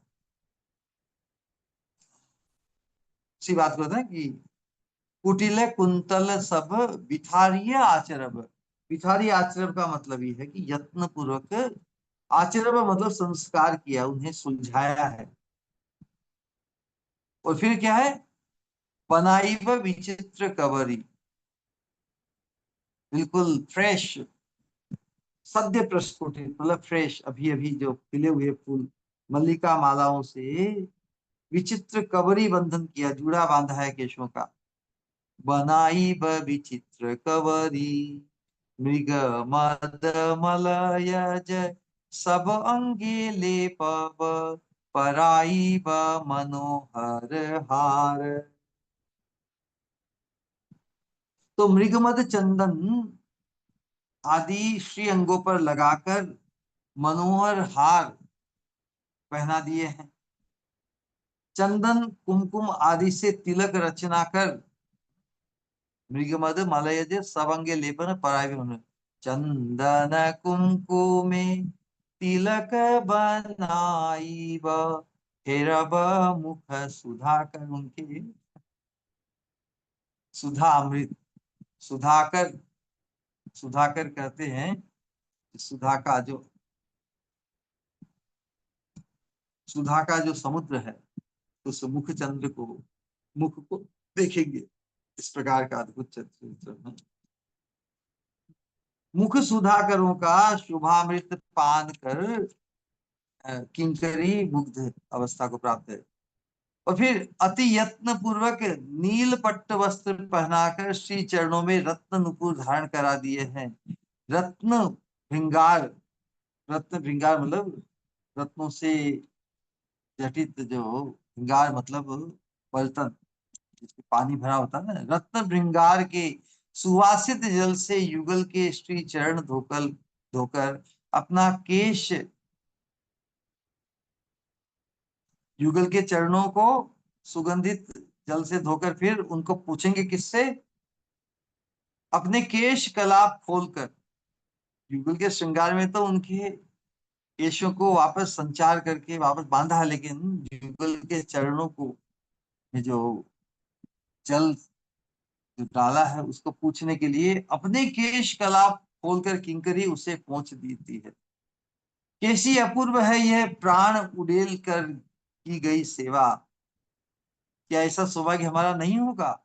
अवश्य होगा। हम भी किंकरी का पूरा श्रृंगार करके उनके चरणों वन विहार करके और फिर उनके चरणों का प्रक्षालन करके उनको पूछने का सौभाग्य हमारे बालों का हो। स्वामिनी की सेवा में, युगल की सेवा में यदि अपना श्रृंगार भी खोलना पड़े, बड़ा आनंददायी है। कैसी अपूर्व है प्राण उड़ेल कर की गई सेवा। वर्णन क्या है, मानो सेवा रस से प्राणवंत हो उठा है। इस सेवा की बात सुनकर ही कितना आनंद आता है। फिर जिन्हें ये सेवा सचमुच में साक्षात प्राप्त है, उनके आनंद की बात कौन कह सकता है ना। इस सेवा की परिकल्पना या सेवा का जो चिंतन है वही इतना आह्लादकारी है, तो जिन्हें सेवा साक्षात प्राप्त है उनके सौभाग्य से भी परिचित होना होगा ना। और उनके अनुगत्य में ही हम जब प्रतिष्ठित हैं तो उनकी कृपा से वही हमें साक्षात सेवा की कृपा योग्यता अधिकार प्रदान करेंगे। तो सेवा रस की मूर्ति राधा रानी की किंकरी की सेवा के आगे सारी सेवाएं हार मानती है। तो जब हमें महाप्रभु हाईएस्ट सेवा के सौभाग्य की संभावना और उसकी प्राप्ति की आशाबद्धता देने आए हैं, तो उसके सामने हम क्या संसार की या लौकिक पारलौकिक पारमार्थिक जगत की ओर की सेवा की स्पृहा करें कि नहीं।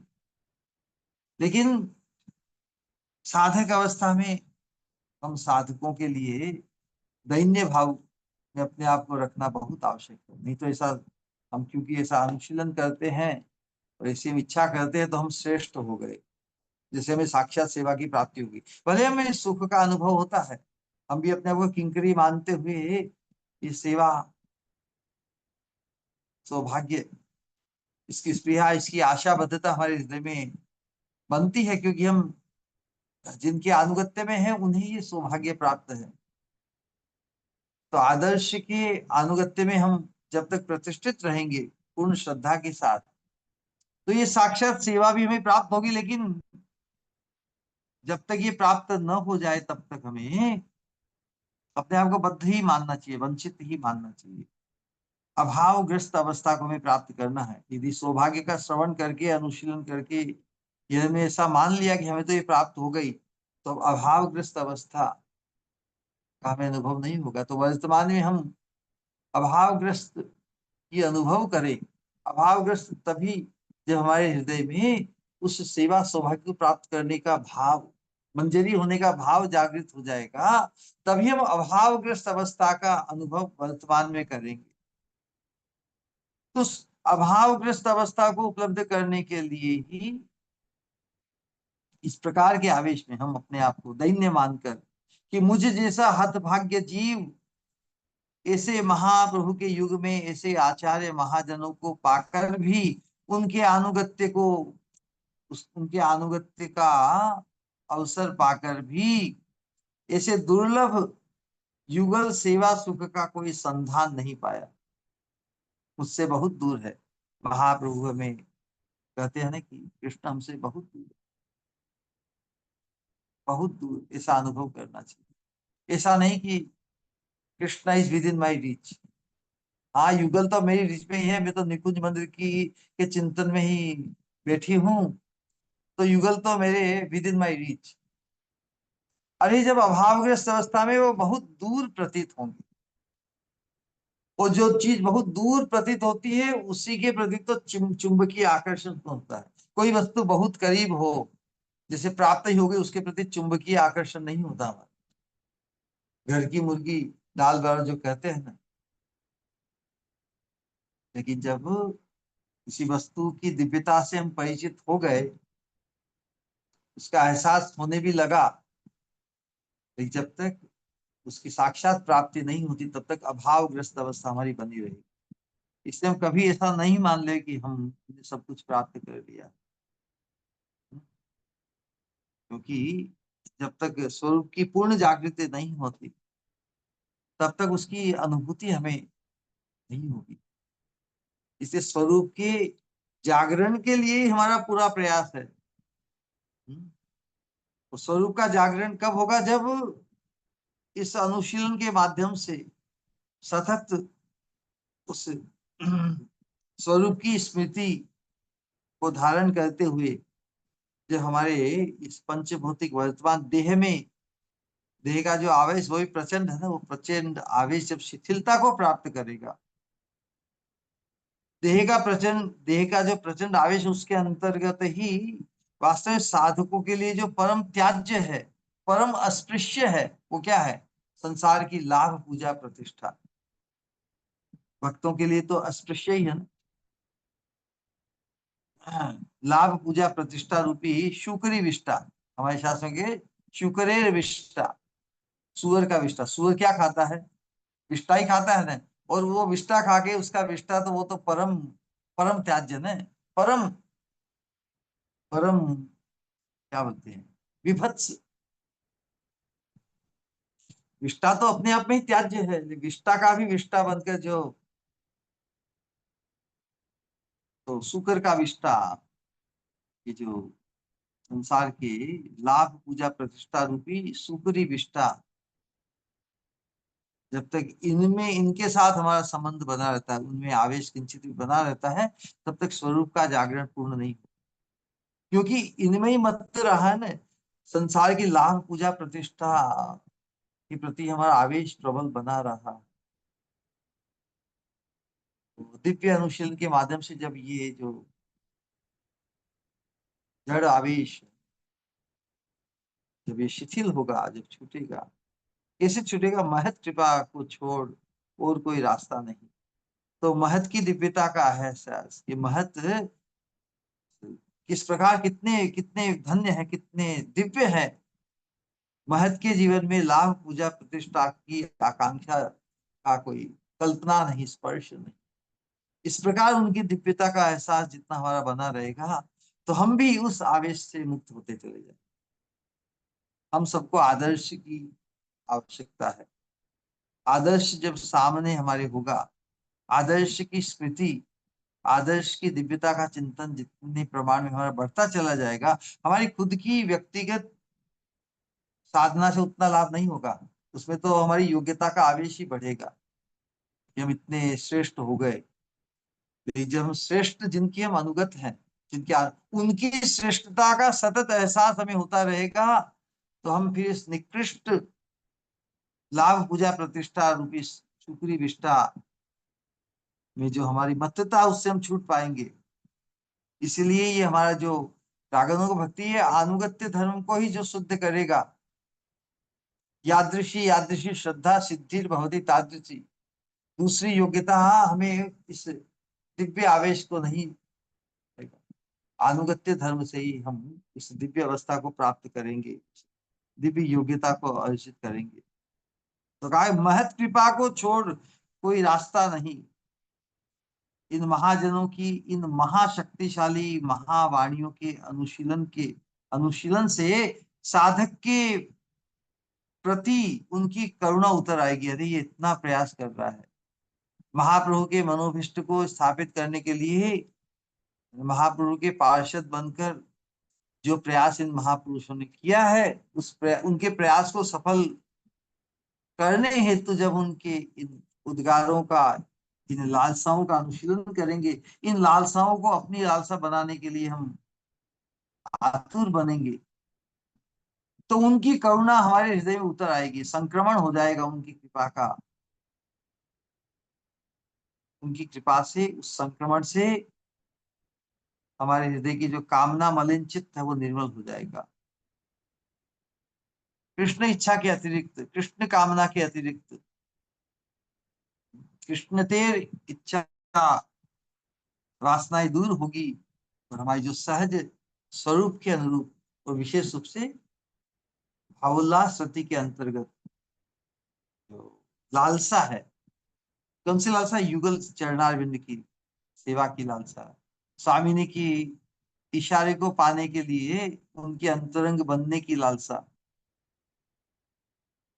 चरणारविंद की सेवा वासना रूपी जो सुगंध है, परिमल है, उससे हमारा चित्त सुवासित हो जाएगा। तो साधक हम जो हैं, हम इन महाजनों की इन सब लालसामयी प्रार्थनाओं को बार बार दोहराएं। तो नरोत्तम दास ठाकुर जी ने प्रार्थना के अंतर्गत अनेक प्रकार की लालसाओं को व्यक्त किया है। एक का चित्रण थोड़ा हमने किया है।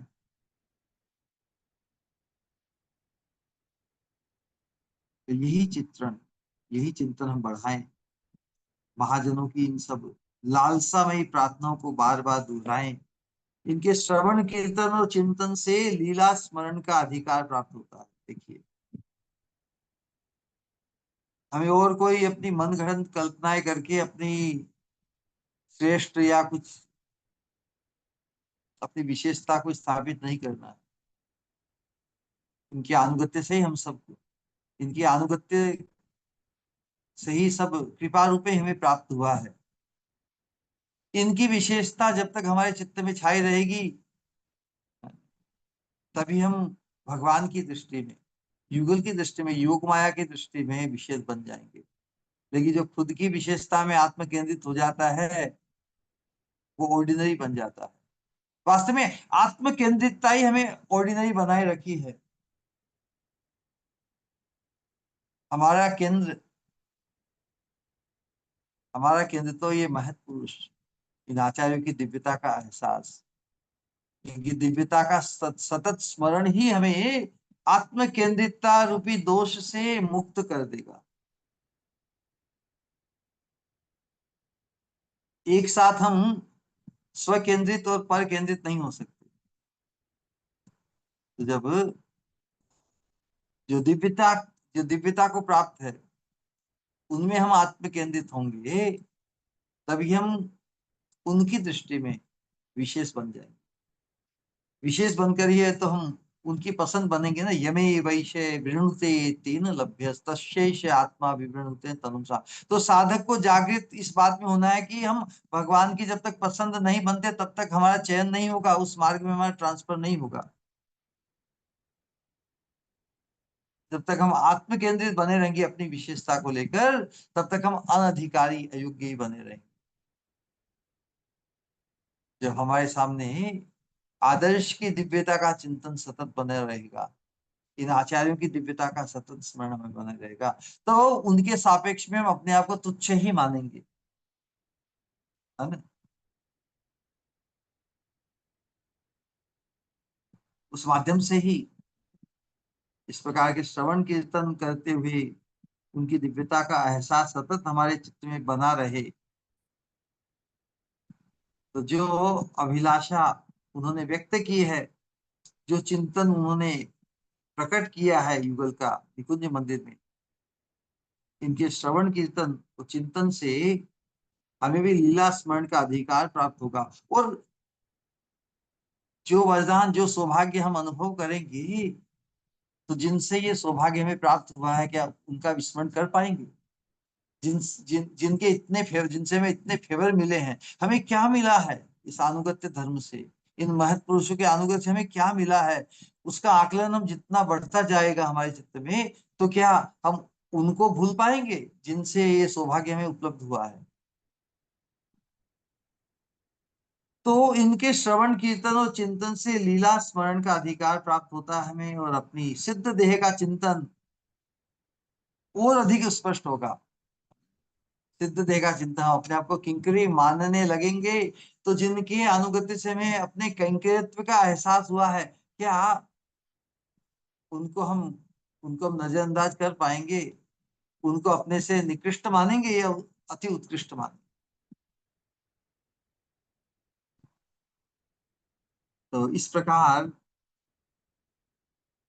हम इस कृपा को लाभ कर, गोपी भाव अर्थात किंकरी भाव, भावोल्लास रति, हमारा झुकाव राधा रानी के प्रति होगा, उस गोपी भाव का अवलंबन कर, अर्थात अपने आप को राधा रानी की किंकरी मानते हुए अपनी सिद्ध देह का चिंतन करने से और तत्प्रतिपादक ग्रंथ, ये जो वर्तमान ग्रंथ आदि के श्रवण कीर्तन से प्रयत्नशील साधक क्रमशः स्फूर्ति राज्य में अग्रसर होते हैं। श्रीपाद प्रबोधानंद जी की जो स्फूर्ति में अब विराम आ गया है, वे साधक दशा में बड़ी आरती के साथ रति रण शांता श्रीमती की सेवा प्राप्त करने की ये प्रार्थना कर रहे हैं। अंतिम लाइन है ना, निकुंजा, निकुंज अंतर्वृत्ति, निकुंज के अंतर्गत कदा, जो कदा का है ना, कदा वा ये सेवा सौभाग्य, कस्तूरी तिलक करेंगे, बालों का जूड़ा बंधन करेंगे, मालाओं को डालकर कस्तूरी तिलक,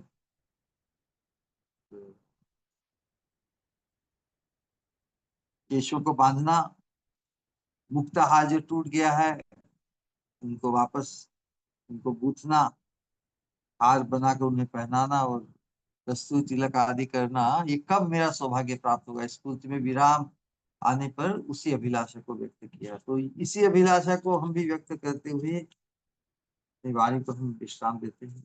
कोई कुछ कहना चाहे, कुछ कुतूहल और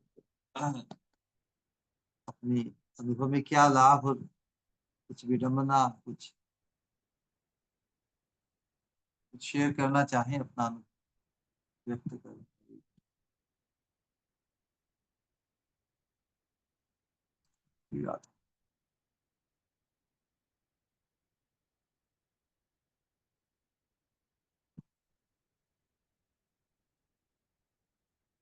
हरे कृष्णा।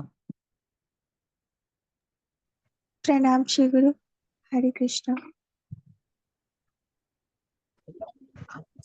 प्रणाम महाराज जी। हरे कृष्ण। हरे कृष्णा। वेलकम। किसी का कोई सवाल या कुछ कहना चाहते हैं तो प्लीज।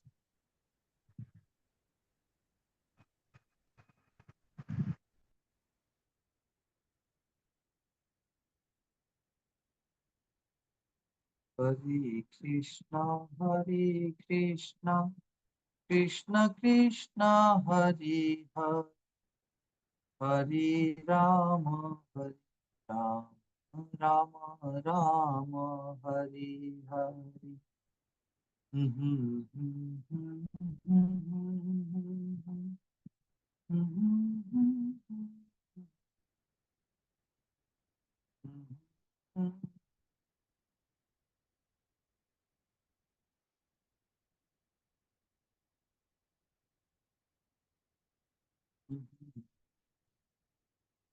All right.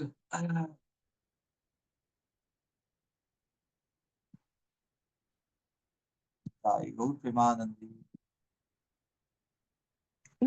प्रणाम श्री गुरु। हरे कृष्णा। हरे कृष्णा। बहुत बहुत बहुत अद्भुत।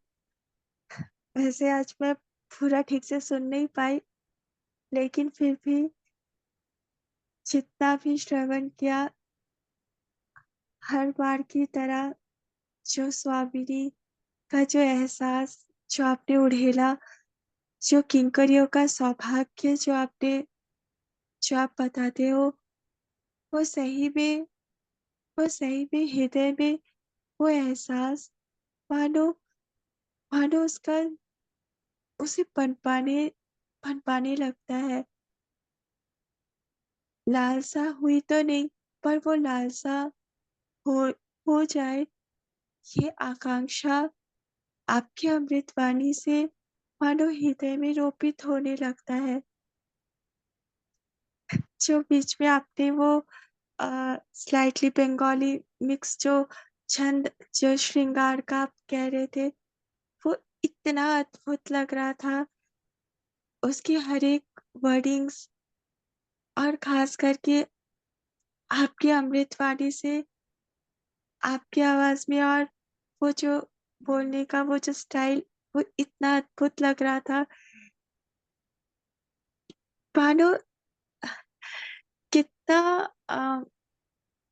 मंजरियों के हृदय में स्वामिनी के हर एक भाव को लेकर और उनका हर बात को लेके जो रोमांच उनके हृदय में होता है, वो मानो आपकी बातों से वो फूटकर जैसे कोई बाहर आता है और फिर वो वो जो दिव्य सौभाग्य जो मंजरियों का है, वो उसके प्रति मानो सही में हृदय खिंच खींचने को चाहता है।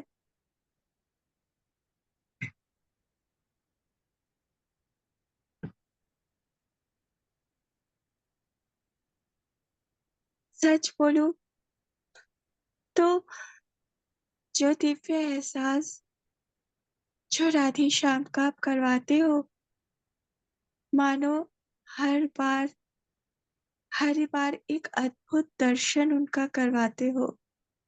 जैसे कोई जैसे सुबह मंगला आरती जब होती है, तो जब जब पट खुलता है, पर्दा हटता है और अद्भुत दर्शन होते हैं राधे श्याम के, हमारी स्वामिनी के, जो वही होते हैं, लेकिन नित्य नवीन लगते हैं।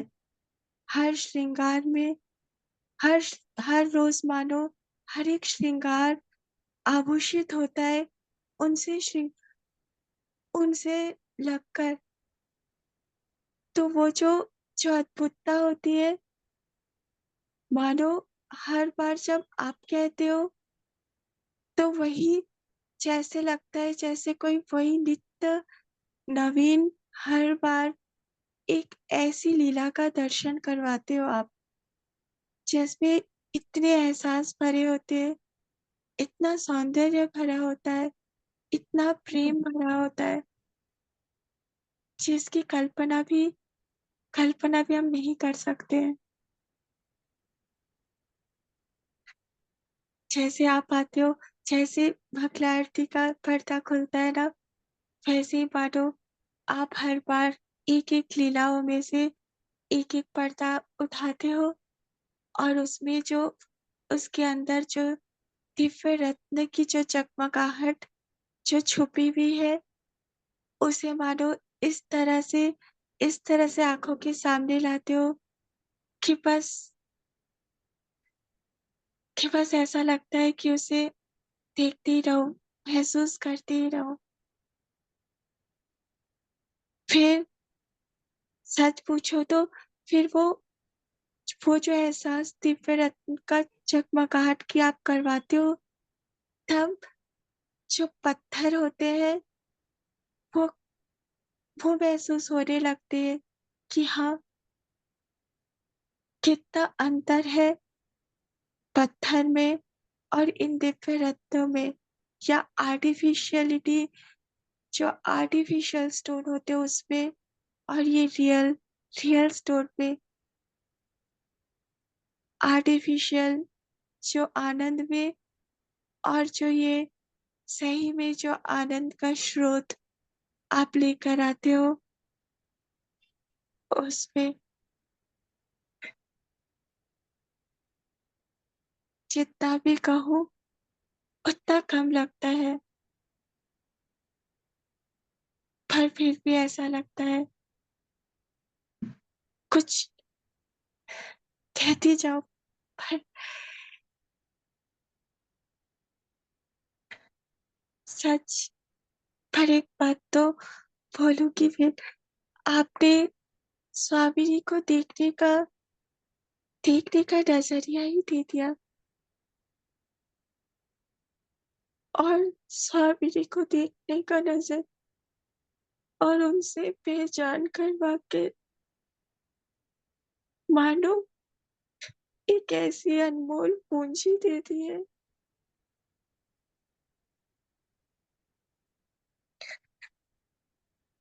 जिसके बारे में जितना भी कहो वो कम हो।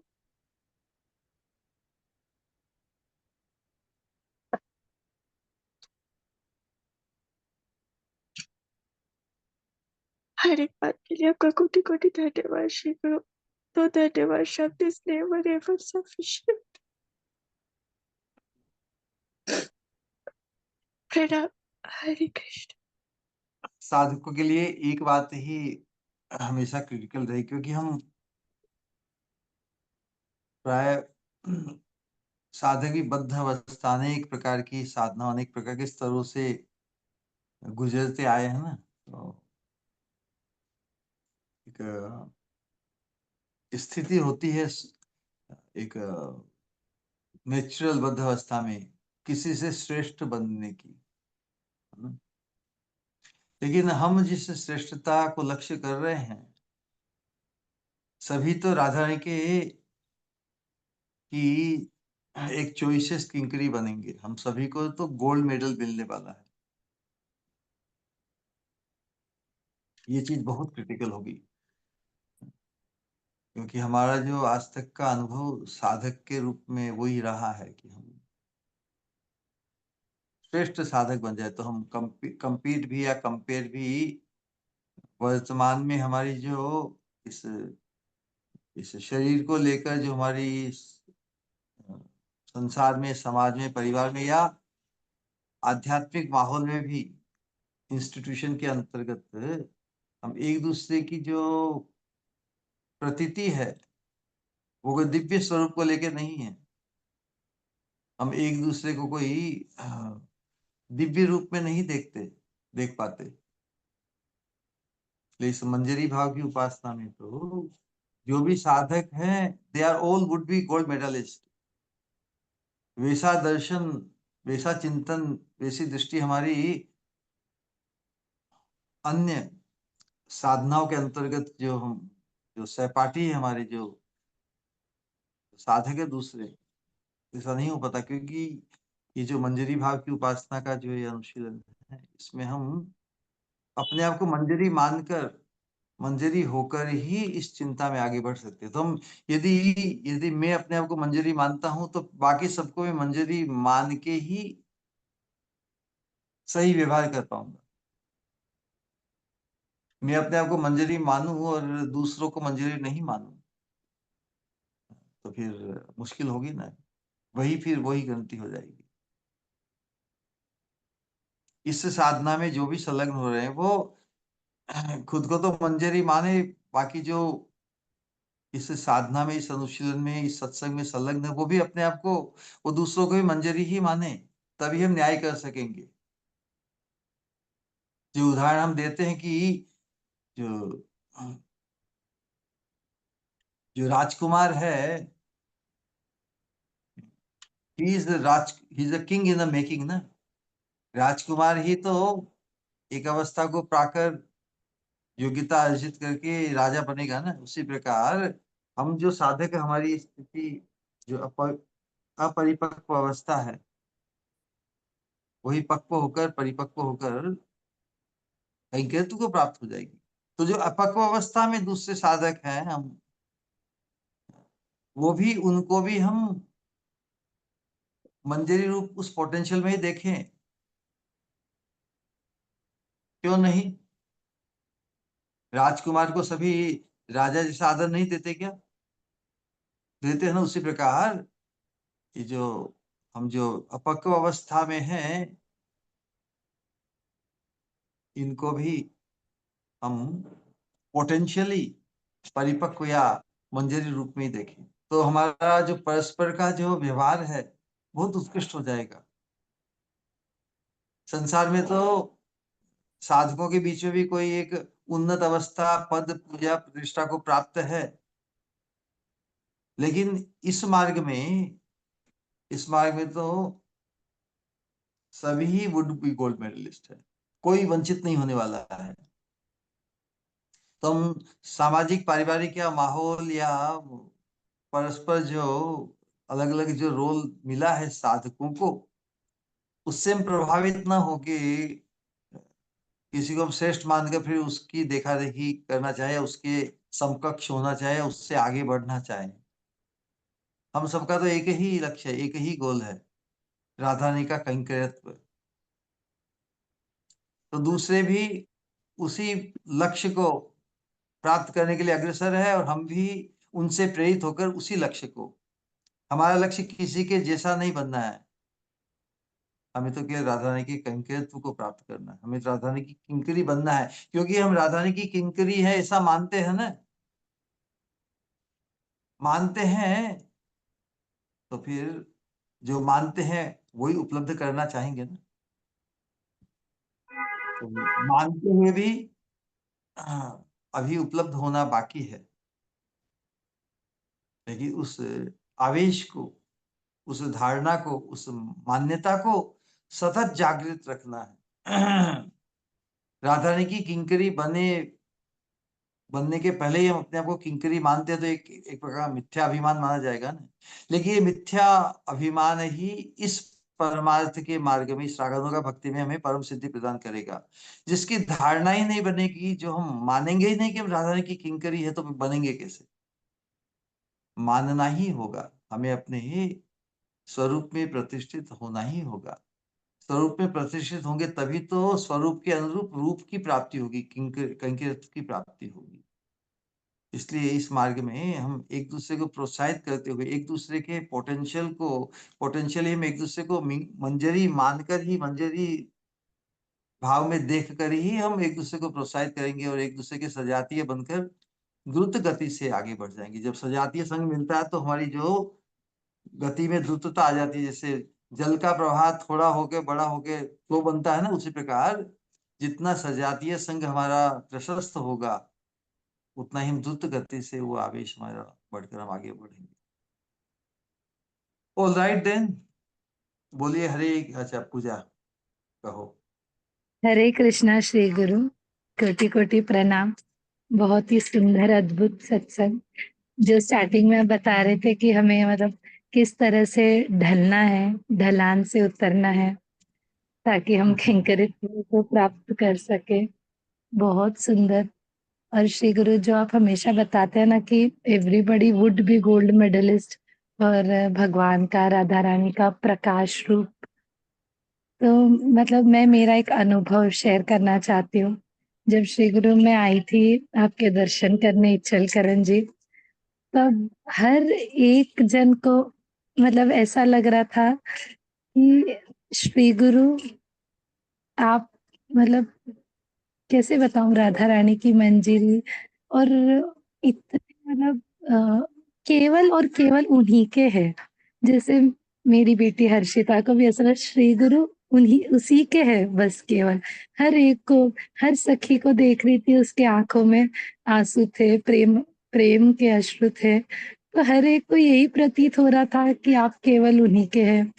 तो हाँ श्री गुरु, ये बात का अनुभव किया जा सकता है। इसी से मुझे ऐसा लगता है कि हाँ, हम सब वुड बी गोल्ड मेडलिस्ट है और भगवान का प्रकाश स्वरूप अनुभव कर पाना कोई कठिन नहीं है श्री गुरु आपके आश्रय में। और दूसरी बात, जब आप वहां से गए तब सेवा कुंज भी मानो रो रहा था। किरण सखी भी शेयर कर रही थी ना कि जड़ चेतन हर वस्तु के आंख में ना अश्रुधारा बह रही है, क्योंकि आप वहां से प्रत्यक्ष रूप से जा रहे हैं। श्री गुरु, आप जो बताते हैं वो आप अनुभव भी कराते हैं हमारे जीवन में, हर क्षण हर दिन। आपका कोटि कोटि धन्यवाद। हरे कृष्णा, प्रणाम।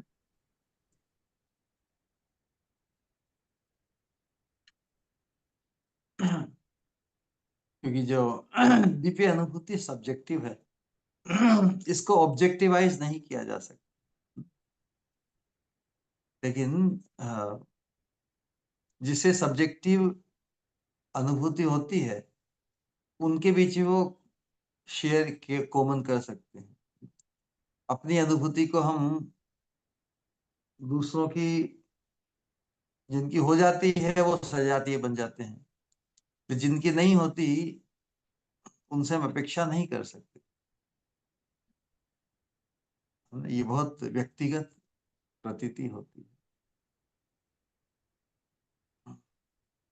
और वैसी अनुभूति ही हमें पूर्ण निष्ठ कर देगी हमारे गंतव्य की प्राप्ति में। हाथ नहीं लगाना, करंट आता है।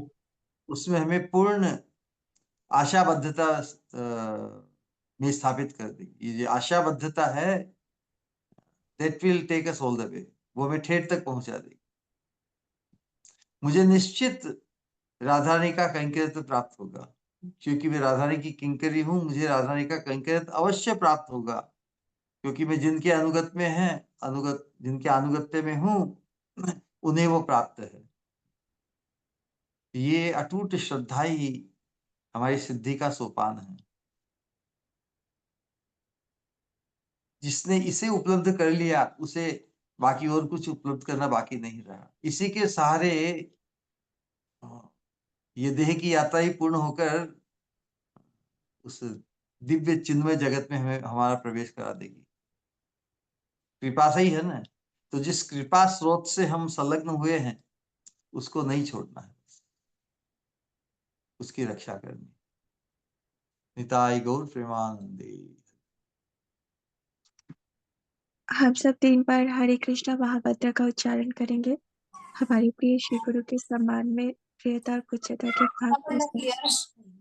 हरे कृष्णा हरे कृष्णा कृष्ण कृष्ण हरे हरे हरे हरे राम राम राम राम हरे हरे हरे कृष्णा कृष्ण हरे कृष्ण हरे हरे हरे राम हरे राम हरे हरे कृष्ण हरे कृष्ण कृष्ण हरे हरे राम राम हरे राम हरे हरे हरे राम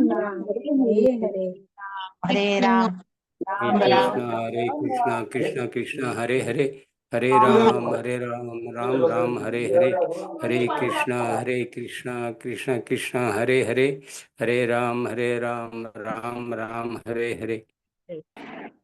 जय से कहेंगे परम पूज्य कृष्ण स्वरूप गोविंद महाराज जी की जय। जय जय जय हमारी निताई गौर भक्तवृंद की जय। निताई गौर प्रेमानंदे। हरि हरि बोल। हरे कृष्ण प्रणाम श्री गुरु।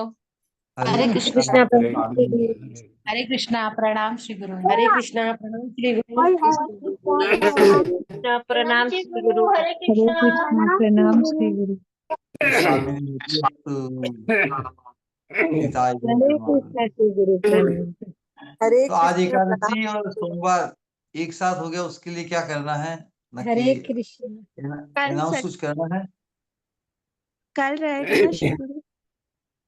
ऑल राइट, बस ये जाने जा सबको अनुकूल होगा कल। आई थिंक हो जाएगा। ओके, हो जाए। Yes. हरे कृष्ण। हरे कृष्णा निताई गौर प्रणाम श्री गुरु। प्रेमानंदे। श्री स्वामी गौर प्रेमानंदे। हरे हरे बोल। निताई गौर प्रेमानंदे। हरे हरे हरे कृष्ण प्रणाम गुरुदेव। प्रणाम गुरुदेव। हरे कृष्णा से स्वामी गौर प्रेमानंदे। हरि हरि बोल।